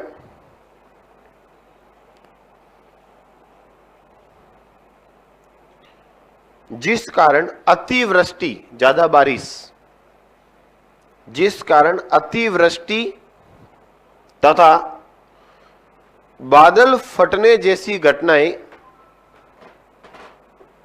अतिवृष्टि तथा बादल फटने जैसी घटनाएं ज्यादा हो रही हैं। पहले ऐसा थोड़ी सुनते थे, आजकल तो खूब सुन रहे। अतिवृष्टि तथा बादल फटने जैसी घटनाओं में वृद्धि हुई। देखा, सुना इसके बारे में थोड़ा बहुत आपने अभी? नेक्स्ट, और क्या दिक्कत होगी बेटा? देखो, समय पर बारिश नहीं होना, यह भी जलवायु परिवर्तन का संकेत है। इसकी वजह से समय पर बारिश नहीं होना, या समय पर बारिश नहीं होना, या बेमौसम बारिश होना। समय पर बारिश नहीं होना या बेमौसम बारिश होना। और क्या होगा मित्रों? और लिखो मित्रों, समय पर ऋतु परिवर्तन नहीं होना। जहां गर्मी आनी चाहिए वो लेट आती है, जहां सर्दी जानी चाहिए वहां भयंकर सर्दी होती है। समय पर ऋतु परिवर्तन, ऋतु परिवर्तन नहीं होना। अच्छा, ऋतु क्या होती है रे? ऋतु क्या होती है? हैं? मौसम क्या होता है? जलवायु क्या होती है?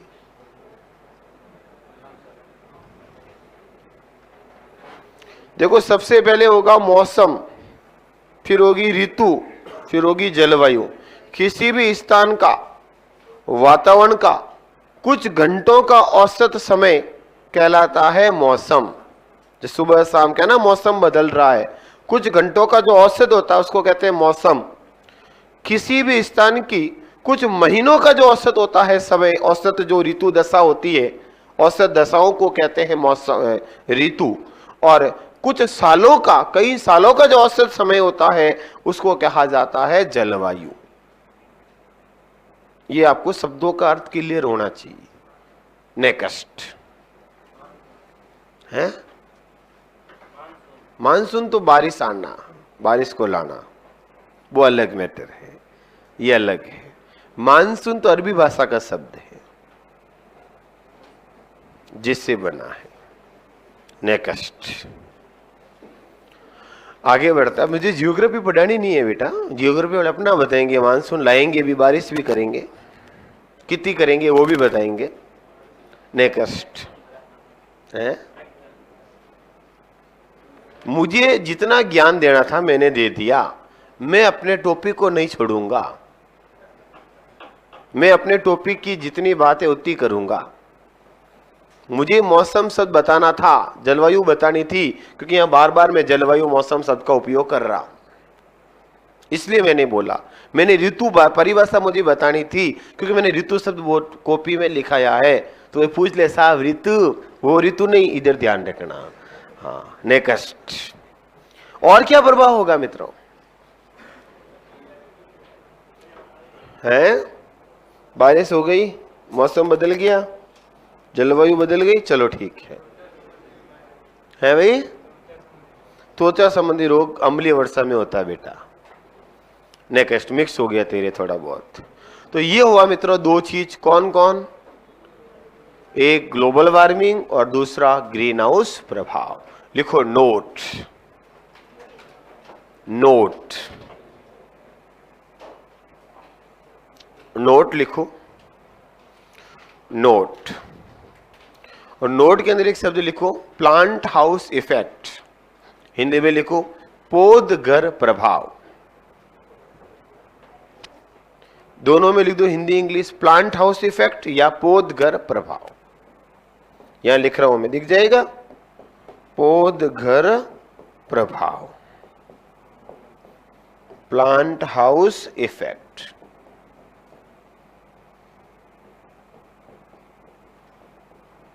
ये लो, ये ब्रैकेट लिखो, पौध घर प्रभाव या प्लांट हाउस इफेक्ट। क्या होता पौध घर प्रभाव? प्लांट हाउस इफेक्ट किसे कहते हैं? पौध घर प्रभाव को। बहुत बढ़िया, जिसने भी बोला है भाई।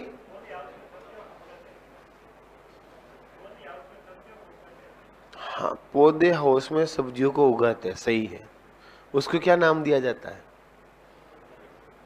देखो कि बड़े बड़े टेंट लगाए जाते हैं, जिसके ऊपर ग्रीन ग्रीन जाली लगाते हैं और उसके अंदर सब्जियों का उत्पादन करते हैं।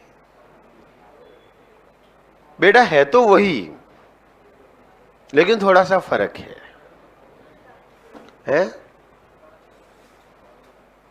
है तो वही, बट फर्क ये है कि मैं जो आपको पढ़ा रहा हूं वो पढ़ा रहा हूं ग्लोबल वार्मिंग, ग्रीन हाउस, तो इससे संबंधित है।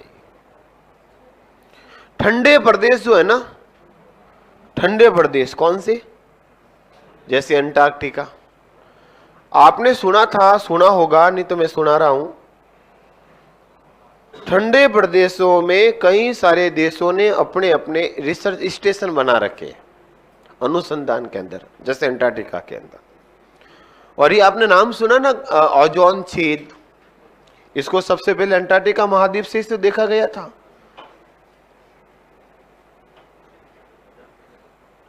निम्बस 5 नामक उपग्रह से देखा था, वहां के रिसर्च सेंटर से। तो मित्रों ठंडे प्रदेशों के अंदर, जैसे अंटार्कटिका में बहुत तापमान माइनस में, ये तो सुन रखा आपने। वहां पर क्या करते हैं, रिसर्च के लिए, अनुसंधान के लिए पौधों का उत्पादन करना है, तो माइनस में तो पौधा का उत्पादन होगा नहीं। तो वहां क्या करते हैं मित्रों, कांच के मकान बनाते हैं। किसके मकान बनाएंगे? कांच के। और इन कांच के मकान को इस तरह से बनाया जाता है कि ये सूर्य के प्रकाश को अंदर तो आने देता है लेकिन वापस बाहर जाने नहीं देगा। तो प्रकाश अंदर ही रहेगा, बाहर नहीं जाएगा। तो प्रकाश में क्या होगी? ऊष्मा होगी, हीट होगी, और हीट होने से माइनस टेम्परेचर बाहर होते हुए भी अंदर क्या हो जाएगा? प्लस में। और इतना अनुकूलित हो जाएगा कि वहां आराम से फलों का, फसलों का उत्पादन करके वैज्ञानिक अपने अनुसंधान रिसर्च कर लेते हैं। तो अनुसंधान रिसर्च के लिए कांच के मकान बनाकर ठंडे प्रदेशों में अनुसंधान किया जाता है। तो ये कांच के मकान बनाकर आर्टिफिशियल, भाई ग्रीन हाउस तो नेचुरल होता है, ये artificial green house global warming उत्पन्न करेंगे। इस प्रभाव को नाम दिया गया है पोदघर प्रभाव। कभी पूछ ले सीधा नॉर्मली एक लाइन का तो उत्तर है, तो उत्तर क्या हो जाएगा? पोदघर प्रभाव। आया समझ में? अरे कार देखी, कार के अंदर भी तो ग्लोबल वार्मिंग होती है। बाहर टेम्परेचर, कार के अंदर देखना। तो कार में भी वही इसी तरह से कांच बनाए गए कि टेम्परेचर अंदर तो जाएगा लेकिन वापस बाहर नहीं आएगी उसमें। अगर बाहर आती तो याद करो, कार एसी से कभी ठंडी नहीं होती। सही है? तो वही ऐसा उत्पन्न किया जाता। आया समझ में कुछ? तो लिखो। आया पोदघर प्रभाव क्या है? तो लिखो प्लांट हाउस इफेक्ट। लिखो ठंडे प्रदेश जैसे अंटार्कटिका में, ठंडे प्रदेश जैसे अंटार्कटिका में कांच के मकान बनाकर, कांच के मकान बनाकर कृत्रिम रूप से, कांच के मकान बनाकर कृत्रिम रूप से फसल उत्पादन हेतु या पौधे के उत्पादन हेतु, कृत्रिम रूप से पौधों के उत्पादन हेतु, फसल मत लिखो, लिखो पौधों के उत्पादन हेतु, पौधों के उत्पादन हेतु ग्लोबल वार्मिंग उत्पन्न करना, ग्लोबल वार्मिंग उत्पन्न करना, ग्लोबल वार्मिंग उत्पन्न करना ग्रीन हाउस प्रभाव कहलाता है। सॉरी, प्लांट हाउस इफेक्ट पोदघर प्रभाव कहलाता। सॉरी शक्तिमान, पोदघर प्रभाव कहलाता है। क्या कहलाएगा? पोदघर प्रभाव, प्लांट हाउस इफेक्ट। ये हो गया मित्रों आपके ग्लोबल वार्मिंग और ग्रीन हाउस प्रभाव कंप्लीट। पूरा बता दिया क्या होता है, गैसें लिखा दी, प्रोटोकॉल लिखा दिए और दैनिक जीवन पर प्रभाव लिखा दिए। अब याद तो आपको रखना पड़ेगा। अब लिखो अगला, अम्लीय वर्षा, एसिड रेन। लिखो अम्लीय वर्षा, एसिड रेन।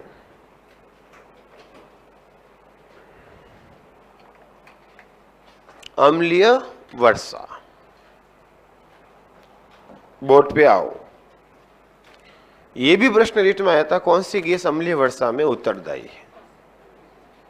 SO2 उत्तर था। याद आया? सीधे प्रश्न है मित्रों। और याद रखना, ये तो मैं आज पढ़ा रहा हूं और अगर रिट से पहले पढ़ा था तो भी यही पढ़ा था। ये भी ध्यान रखना, ये नहीं कि आज रिट के होने के बाद पढ़ा रहा हूं। उनको तो यही पढ़ा के भेजा। एक्चुअली रिट का सिलेबस होता है 11th 12th 9th 10th की किताबें, और आपका भी सिलेबस है 9th 10th की किताबें, इसलिए मिलता जुलता रहेगा। नेक्स्ट, हम बात किसकी कर रहे हैं? अम्लीय वर्षा की।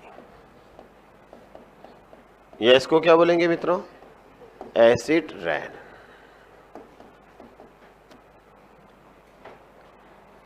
इधर अम्लीय वर्षा में क्या क्या प्रश्न आपके लायक बन सकते हैं उसकी बात करते हैं।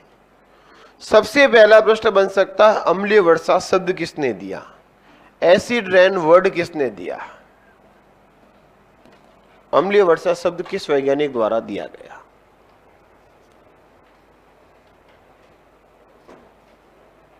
जिसने दिया उसी ने दिया, और वो है मित्रों रॉबर्ट अगस्ट। क्या नाम है? रॉबर्ट अगस्ट नामक साइंटिस्ट ने सबसे पहले दिया था। कौन सा शब्द बेटा? अम्लीय वर्षा। अम्लीय वर्षा सबसे ज्यादा कहां होती है? अम्लीय वर्षा सबसे ज्यादा होती है नॉर्वे देश में। कौन से देश में? नॉर्वे। अम्लीय वर्षा को भारत में सबसे पहले कहां देखा गया? बंबई में। मुंबई बोलते हो, क्या बोलते हो? मुंबई, बंबई, बॉम्बे, जो भी, कुल मिला के आपको समझ गए मैंने क्या कहना चाहा। अम्लीय वर्षा की पीएच कितनी होती है बेटा? 5 से 5.5 से क्या होगी? कम होगी। अच्छा, अम्लीय वर्षा की सर्वाधिक मात्रा किस मौसम की बारिश में होती है? अम्लीय वर्षा की सर्वाधिक मात्रा किस में होती है? मौसम की पहली बारिश में। सर्वाधिक मात्रा किस में होगी मित्रों? मौसम की पहली बारिश में होगी। क्यों? पहली बारिश में क्यों होगी? क्योंकि साल भर का धुआं जो इकट्ठा होकर ऊपर जा रहा है वो इकट्ठा होकर के पहली बारिश में सबसे ज्यादा नीचे आएगा। कचरा। याद करो, घर में बड़े बुजुर्ग हमेशा कहते हैं मौसम की पहली बारिश में नहीं नहाना चाहिए। कहते हैं कि नहीं कहते? बीमार पड़ जाएगा, सुधर जा। हैं? तो हमारे पूर्वज ऐसे ही थोड़ी कहते हैं, वो भी साइंस मानते हैं। याद करो, साइंस बहुत जगह काम करती है। हमारे कई रीति रिवाज के पीछे साइंस होती है। पीपल के पेड़ को क्यों पूछते हो?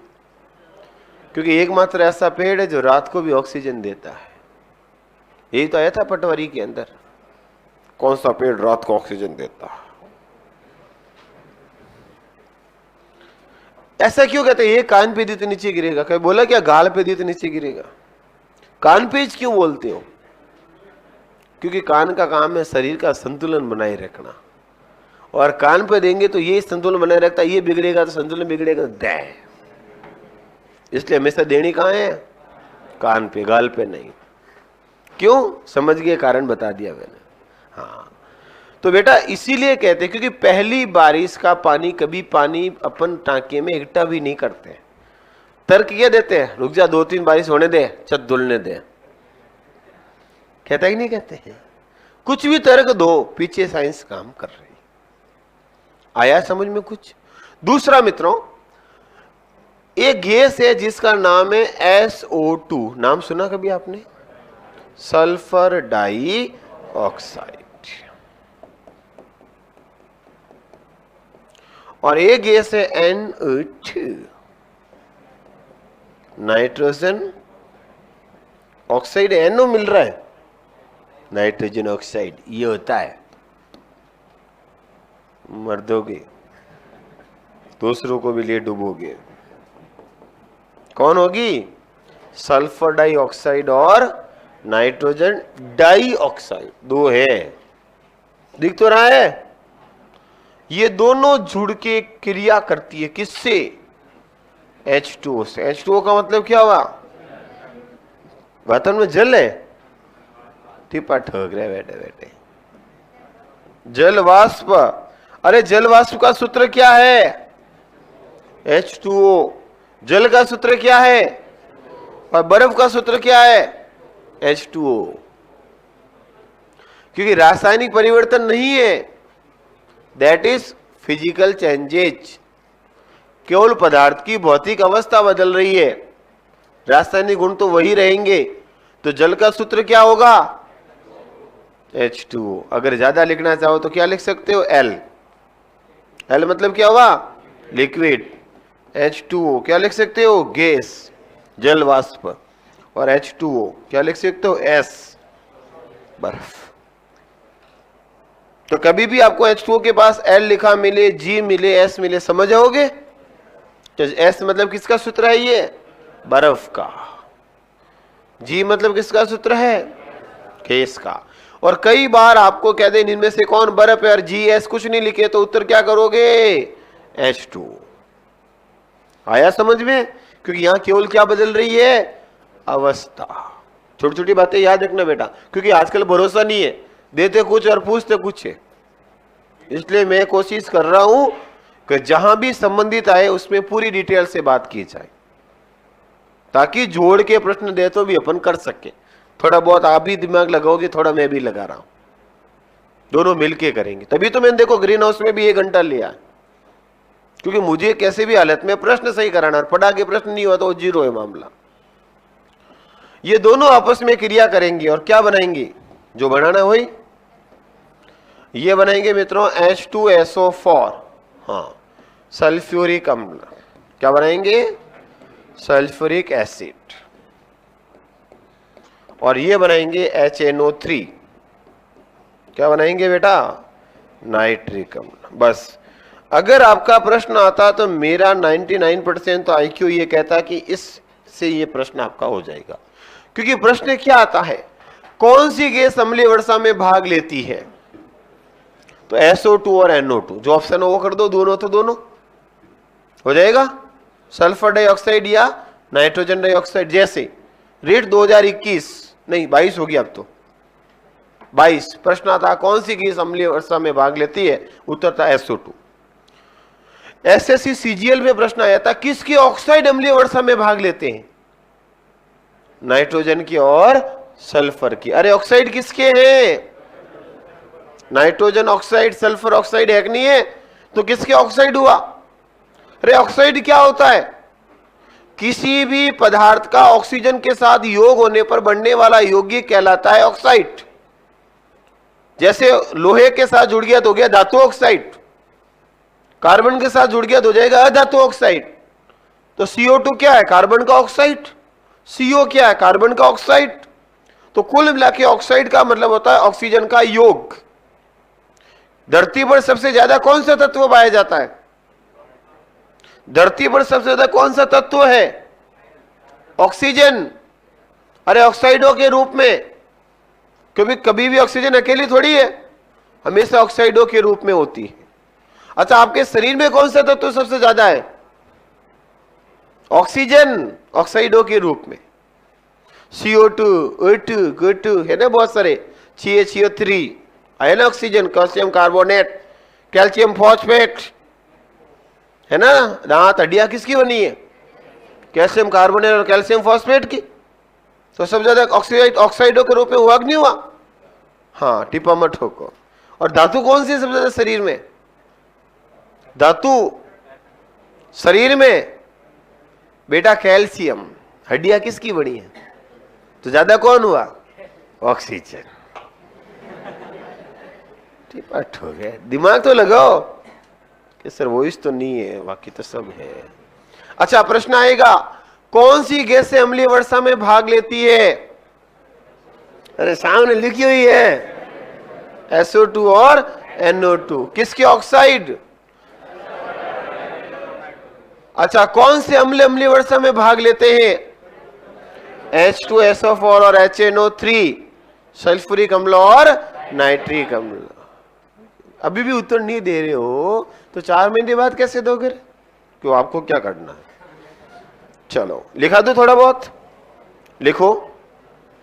लिखो, अम्लीय वर्षा शब्द रॉबर्ट अगस्ट द्वारा दिया गया। मौज कर रहे हो। अम्लीय वर्षा शब्द क्या होगा तुम्हारा? कैसे जो होगा देखा जाएगा, चुपचाप पढ़ा दो, दिमाग खराब मत करो सुबह सुबह। बड़ी मुश्किल से तो आए हिम्मत करके, और ऊपर से माथा खराब करते हो। कल से चेंज कर दो, लास्ट क्लास कर देता हूं, तक मेरे को भी उठना नहीं पड़ेगा। चलो लिखो, अम्लीय वर्षा शब्द किसने दिया था? रॉबर्ट अगस्ट ने। दूसरा लिखो, देखो बेटा, सर्वाधिक अम्लीय वर्षा नॉर्वे देश में होती है। सर्वाधिक अम्लीय वर्षा नॉर्वे देश में होती है।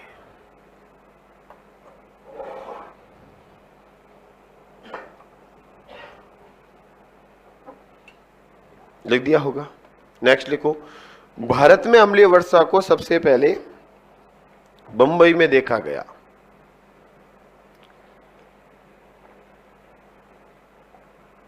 भारत में अम्लीय वर्षा को सबसे पहले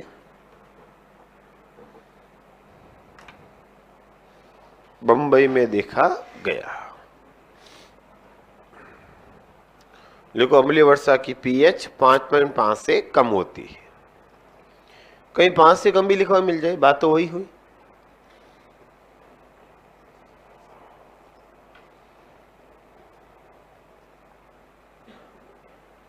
नेक्स्ट लिख दिया यहां तक सबने? कोई पीछे तो नहीं है? क्योंकि सबका साथ जरूरी है, सब एक जैसा नहीं लिखते। बेटा यहां तक लिख दिया सबने, पीएच तक? तो लिखो, अम्लीय वर्षा की सर्वाधिक मात्रा, अम्लीय वर्षा की सर्वाधिक मात्रा मौसम की पहली बारिश में होती है। मौसम की पहली बारिश में होती है। अब आप बारिश जो आए ना आजकल, तो आप नहा सकते हो, अब कोई दिक्कत नहीं है, क्योंकि अब खूब सारी बारिश हो चुकी है। नेक्स्ट, अच्छा बताओ, अम्लीय वर्षा का प्रभाव किस पर नहीं पड़ता है? कांच पर। कांच से कभी अम्लीय वर्षा से कांच खराब नहीं होता। लिखो, अम्लीय वर्षा का प्रभाव कांच पर नहीं पड़ता, कांच खराब नहीं होता है। अम्लीय वर्षा का प्रभाव कांच पर नहीं पड़ता है। ग्लास, कांच, ग्लास पर नहीं पड़ता है। तो प्रभाव किस पर नहीं होगा मित्रों? ग्लास पर, कांच पर। अच्छा, अम्लीय वर्षा में कौन सी गैसें भाग लेती, क्या लेती? सीधी एक बार ये सीधा ही लिख दो रिएक्शन, फिर मैं शब्दों में लिखा दूंगा इसको। ये सीधा लिख दो ताकि पूरी थ्योरी नहीं पढ़नी पड़े। जब रिवीजन करो तब केवल रिएक्शन देखिए, काम हो गया। कौन सी गैस है? ये रही। कौन सी अम्ल? तो ये रही।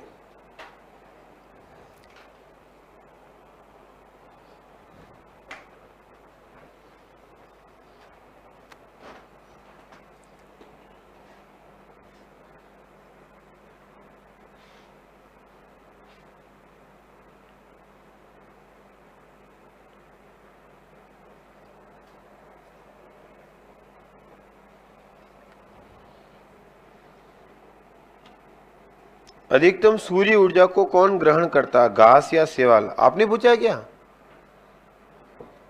हाँ, इसका उत्तर होगा बेटा शैवाल। प्रकाश संश्लेषण धरती पे सबसे ज्यादा शैवाल करती है। मैंने कब बताया घास? ना, घास का एग्जाम्पल दिया, बोला कब घास करती है? मैंने तो नहीं बोला, बिल्कुल। बोला क्या भाई? लिखा है क्या कहीं? उल्टा मैंने शायद ये लाइन बोली होगी कि सबसे ज्यादा प्रकाश संश्लेषण शैवाल करती है। नहीं बोली ये लाइन? तो फिर कारण हो गया ना बेटा। कब दिया रही है? मेरे को तो पता ही नहीं चला। शैवाल। बेटा कभी प्रश्न पूछते हैं सबसे ज्यादा प्रकाश संश्लेषण कौन करते? उत्तर क्या होगा? शैवाल। क्योंकि धरती पर घास से भी ज्यादा कौन है? शैवाल। कहाँ है? समुद्र में। तो जैव विविधता सबसे ज्यादा कहाँ पाई जाती है? पानी में। सीधा प्रश्न है रे, तो हजारों बार आया हुआ है, ये एग्जाम में आया हुआ प्रश्न भी है। तो ऐसे पूछ लिया करो, छोटे मोटे डाउट लेके घूमना नहीं है। नेक्स्ट, कोई नहीं, एक आध चिट्ठी तो मेरी भी आई आज। बढ़े आगे। नेक्स्ट, हालांकि मेरा प्रयास हमेशा होता है जिस क्लास में पढ़ा रहा हूं उसका एक कदम आगे बढ़ाता हूं, लेवल, इसलिए संदेश नहीं आने की संभावना रहती है। बढ़े आगे। तो लिखो, ये शब्दों के साथ लिखा दो, शब्दों में लिखो। ये रिएक्शन लिख दी दोनों सबने? पीछे नींद तो नहीं आई? जाग रहे हो तभी तो जवाब दे रहे हो। कई बार कहते हैं कोई सो रहा है, तेरे को नींद आ गई क्या? अरे भाई नींद आ गई तो मैं हाँ ना कैसे कहूंगा? फोन करके हेलो सो गए, नींद आ गई? अरे नींद आ गई, तेरा फोन उठाता क्या? नेक्स्ट लिखो, देखो हानिकारक गैसें, हानिकारक गैसें SO2 व NO2, हानिकारक गैसें SO2 व NO2 वायुमंडल में उपस्थित,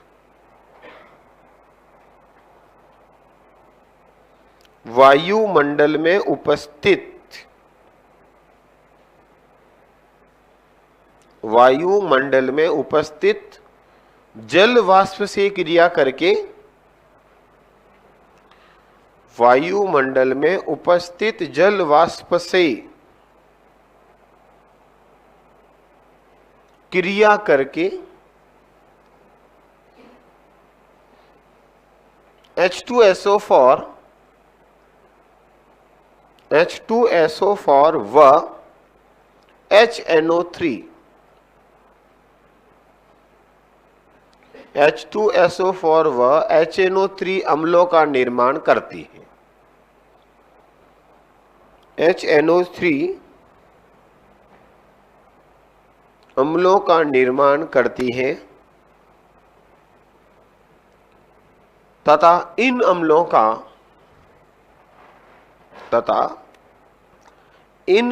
का वर्षा जल के साथ, इन अम्लों का वर्षा जल के साथ पृथ्वी धरातल पर आना, पृथ्वी धरातल पर आना अम्लीय वर्षा कहलाता है।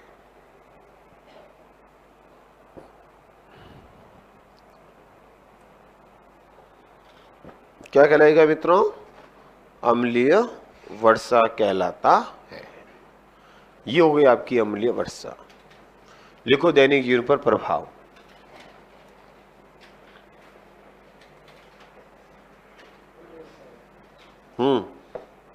अम्लीय वर्षा के तो प्रभाव पड़ोगे, मेरे थोड़ी। दैनिक जीवन पर प्रभाव क्या, किसके? लिखो अम्लीय वर्षा के। अरे भाई टोपी क्या है, तो उसी के प्रभाव पड़ेंगे ना। देखो दैनिक जीवन पर प्रभाव किसके? अम्लीय वर्षा के। ये तो ध्यान रखना, मेरे नहीं या आपके नहीं। तो बताओ आपके वातावरण पर प्रभाव के अध्ययन को क्या कहते हैं? आप जो दैनिक जीवन में क्रिया करते हो, जिसकी वजह से वातावरण में परिवर्तन होता है, प्रभाव पड़ता है, इस प्रभाव के अध्ययन को पारिस्थितिकी कहते हैं। जीव और पर्यावरण का अध्ययन। तो जीवों द्वारा पर्यावरण पर प्रभाव और पर्यावरण द्वारा जीवों पर प्रभाव, दोनों का अध्ययन क्या हुआ? पारिस्थितिकी। आया समझ में? तो लिखो भैया, क्या प्रभाव होगा? भाई एसिड है और स्किन पे गिरेगा तो त्वचा जलेगी कि नहीं जलेगी? तो लिखो पहला बिंदु, त्वचा संबंधी रोग। जंतु में क्या होगा मित्रों? त्वचा संबंधी रोग होंगे, त्वचा खराब होगी। लिखो त्वचा संबंधी रोग, त्वचा संबंधी रोग होगा। और क्या होगा? और हो गया पहला त्वचा। अरे भाई पेड़ पौधों पे गिरेगा एसिड तो पादप की पत्तियां नहीं जलेगी, उनको भी तो एसिड सहन थोड़ी होगा, पत्तियां पीली पड़ेगी और जड़ जाएगी। तो दूसरा लिखो वनस्पति हानि। दूसरा प्रभाव वनस्पति हानि। वनस्पति खराब होगी, वनस्पति की हानि होगी। और क्या होगा? मिट्टी की उपजाऊ क्षमता में कमी। कारण? चलो पहले लिख दो, मिट्टी की उपजाऊ क्षमता में कमी होगी। मिट्टी की उपजाऊ क्षमता में कमी। क्यों भाई? मिट्टी की उपजाऊ क्षमता में कमी क्यों होगी? क्योंकि हमेशा मिट्टी के अंदर अम्लीयता और क्षारीयता का बैलेंस होता है। आप पढ़ोगे, मिट्टी पढ़ेंगे तब ज्योग्राफी के अंदर, अम्लीयता बढ़ने पर उपचार करोगे, क्षारीयता बढ़ने पर उपचार करोगे। तो अम्लीयता क्षारीयता का हमेशा क्या होगा मित्रों, बैलेंस होगा।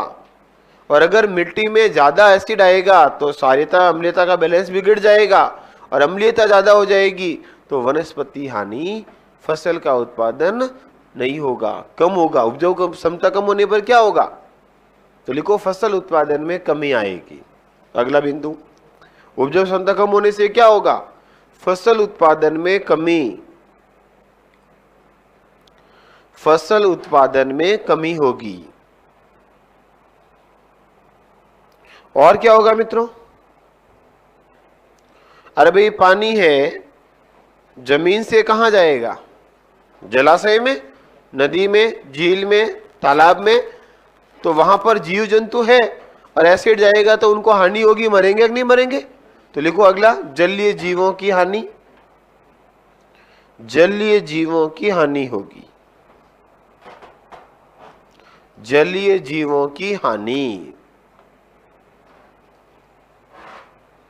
जलीय जीवों की क्या होगी मित्रों, हानि होगी। और क्या होगा, सबसे बड़ा प्रभाव देखने को मिल रहा है ताजमहल पर।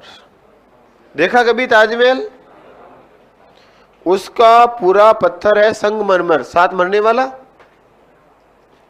मार्बल का पत्थर है ना, तो संगमरमर पर अम्लीय वर्षा के कारण हल्के भूरे रंग के धब्बे दिखाई दे रहे हैं। नहीं, मेरे को नहीं दिख रहे, हिसाब क्या हुआ है, हल्के भूरे रंग के धब्बे दिखाई दे रहे। कभी ताजमहल देखने जाओ तब देखना, वो बेटा प्रभाव किसके हैं, अम्लीय वर्षा के। आगरा में है ताजमहल, और आगरा दिल्ली के पास है, यूपी में नहीं बोला मैंने बेटा, मैं बोलूं कुछ भी पर ध्यान सबका रखता हूं, ध्यान रखना, क्योंकि मैं दिन में 50 बार इसको पढ़ा चुका हूं, समझे आप। तो मैं जब भी बोलूंगा तो सिर्फ बोलता हूं, बाकी ध्यान तो मेरा आपकी ओर ही रहता है, हमेशा यही देखता हूं कौन क्या कर रहा है। कई बार मेरे को आवाज नहीं आती है, मैं आपके होठ से पढ़ लेता हूं क्या बोल रहा है। मेरे पास आवाज नहीं पहुंची थी, मैंने यही देखा, यूपी यूपी इतना ही बोला।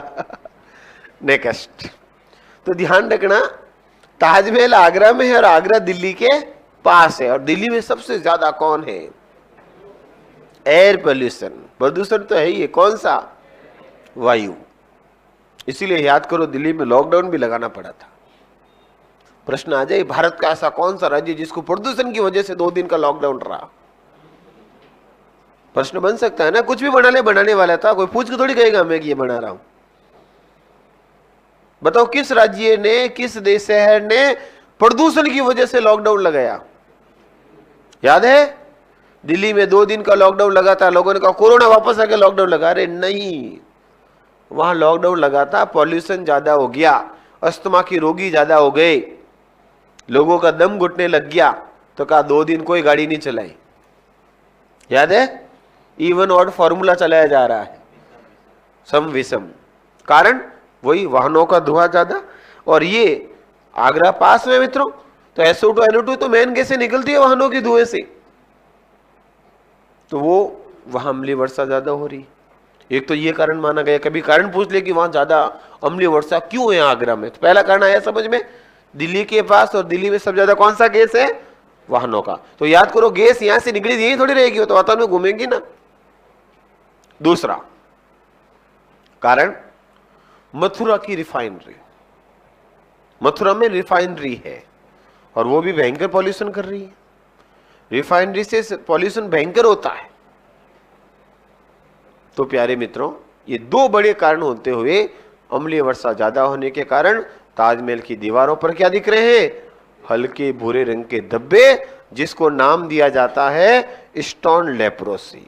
क्या नाम देते हैं बेटा, स्टोन लेप्रोसी। तो बताओ, प्रश्न आ जाए, स्टोन लेप्रोसी किसका प्रभाव है, तो आंसर होगा अम्लीय वर्षा पर। कहां देखा गया, ताजमहल पर। लेप्रोसी पढ़ाया मैंने आपको, आया था रीट के अंदर। टीबी पढ़ाया, टीबी का रोग कारक आया था। कैंसर पढ़ाया, कैसा रोग है, संक्रामक है, असंक्रामक। प्रश्न आया था निम्न से कौन सा असंक्रामक रोग है, एड्स, टीबी, कैंसर, और ये ऑप्शन था एक।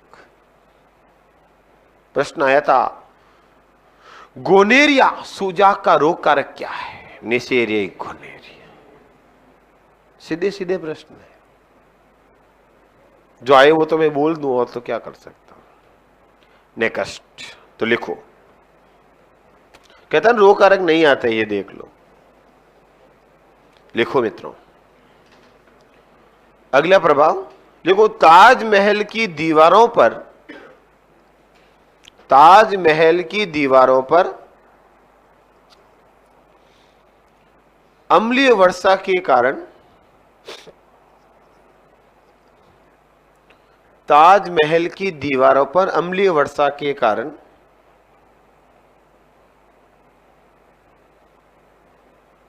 हल्के भूरे रंग के धब्बे दिखाई देना,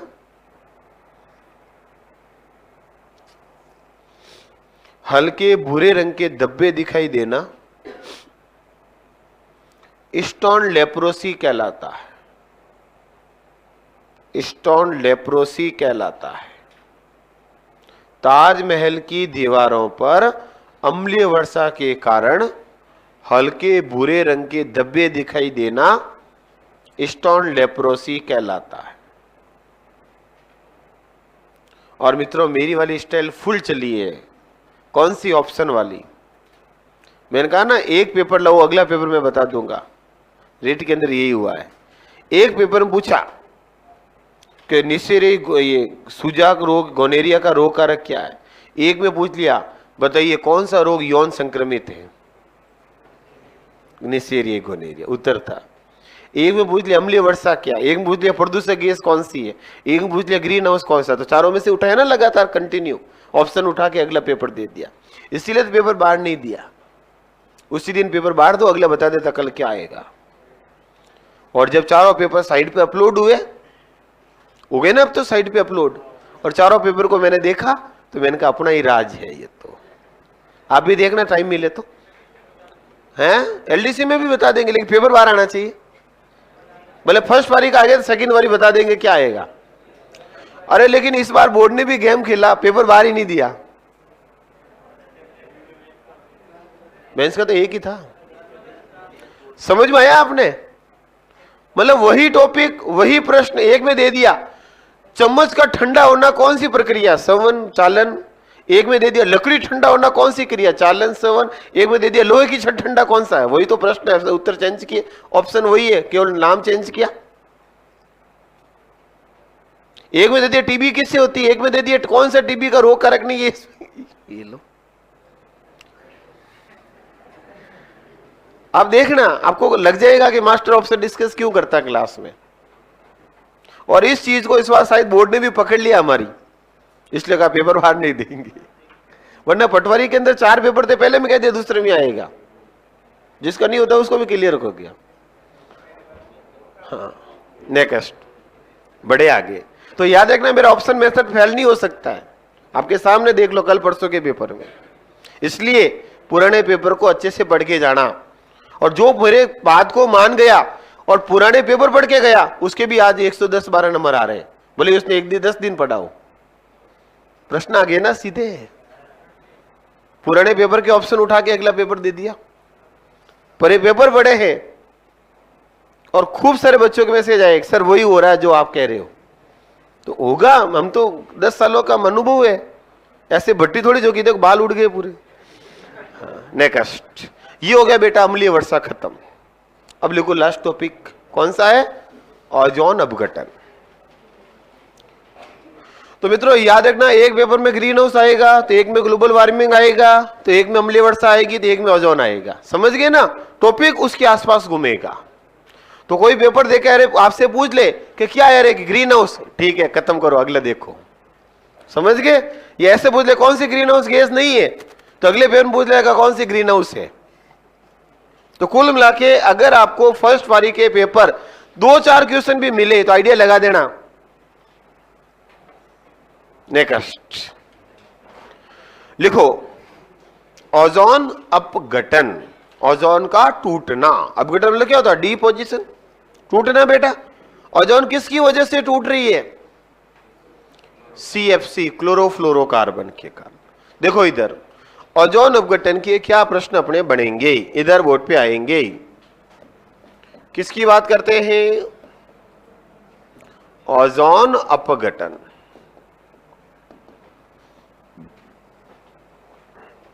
इधर बेटा ध्यान रखना, सबसे पहला प्रश्न तो जैसे कि स्कूल लेक्चरर 2018 लास्ट पेपर हुआ था फर्स्ट ग्रेड का, जीके में प्रश्न आया था, ओजोन गैस की परत की मोटाई मापने की इकाई क्या है? डॉप्सन। इसका मतलब ओजोन परत के परिचय में से भी प्रश्न निकलता है, मेरे कहने का मतलब यह है। और मित्रों मैं लगातार 10 सालों से जुड़ा हूं, तो मुझे पिछले 10 साल के पेपर भी याद हैं कि कहां पर क्या प्रश्न आया, और आजकल उन्हीं पेपरों को उठा करके इधर उधर घुमा रहे, तो उसको भी पकड़ने में मेरी काफी सहायता हो जाती है उन पेपरों की वजह से।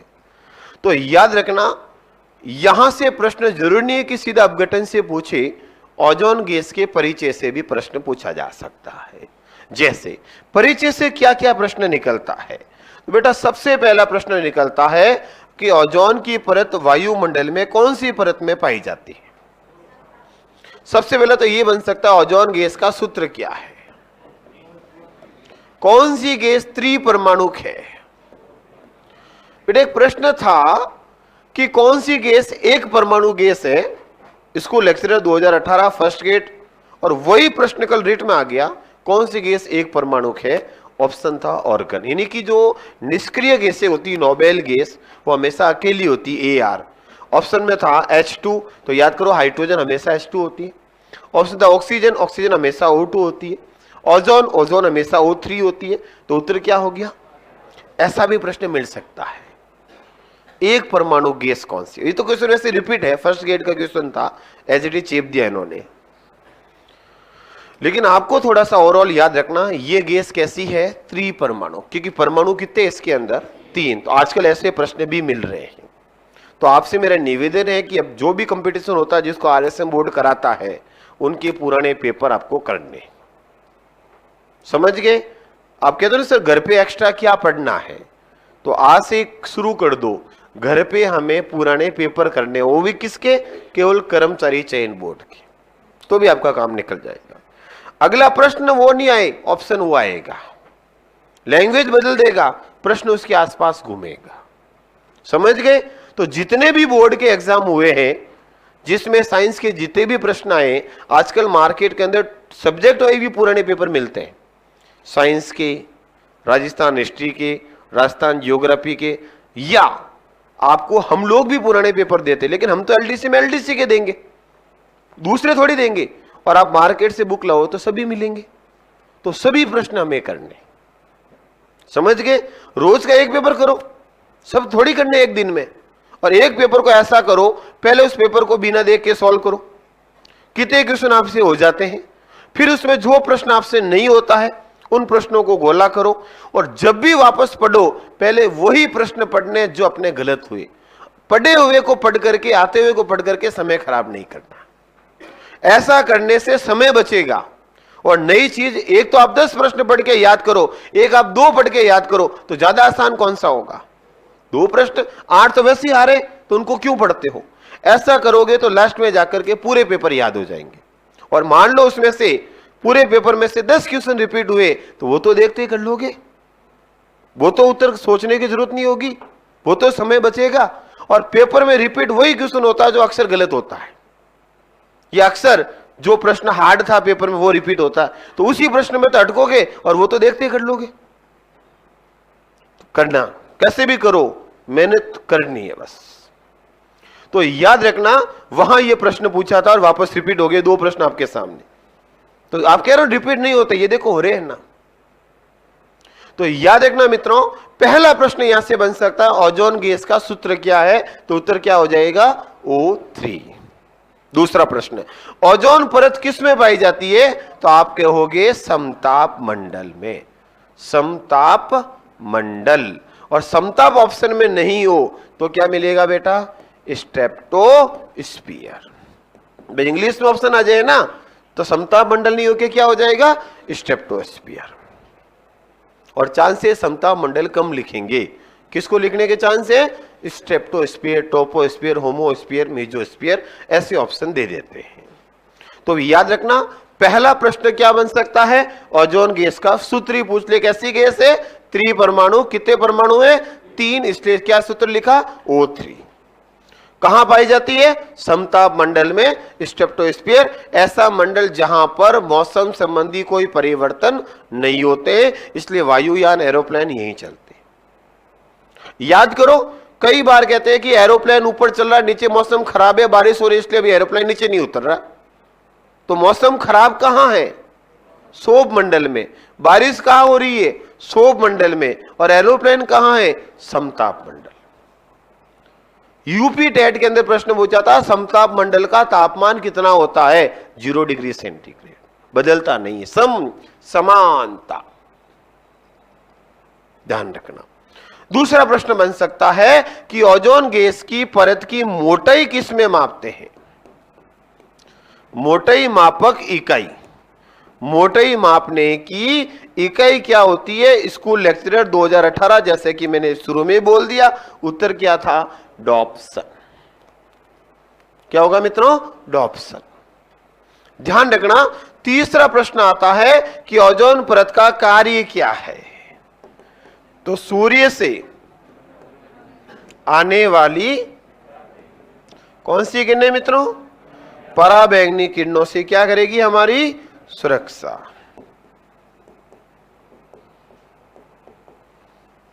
और पराबैंगनी किरणों को क्या बोलते हैं अपन, अल्ट्रावायलेट, पराबैंगनी किरणें। पहले ये नोट कर लो, 4 प्रश्न सीधे,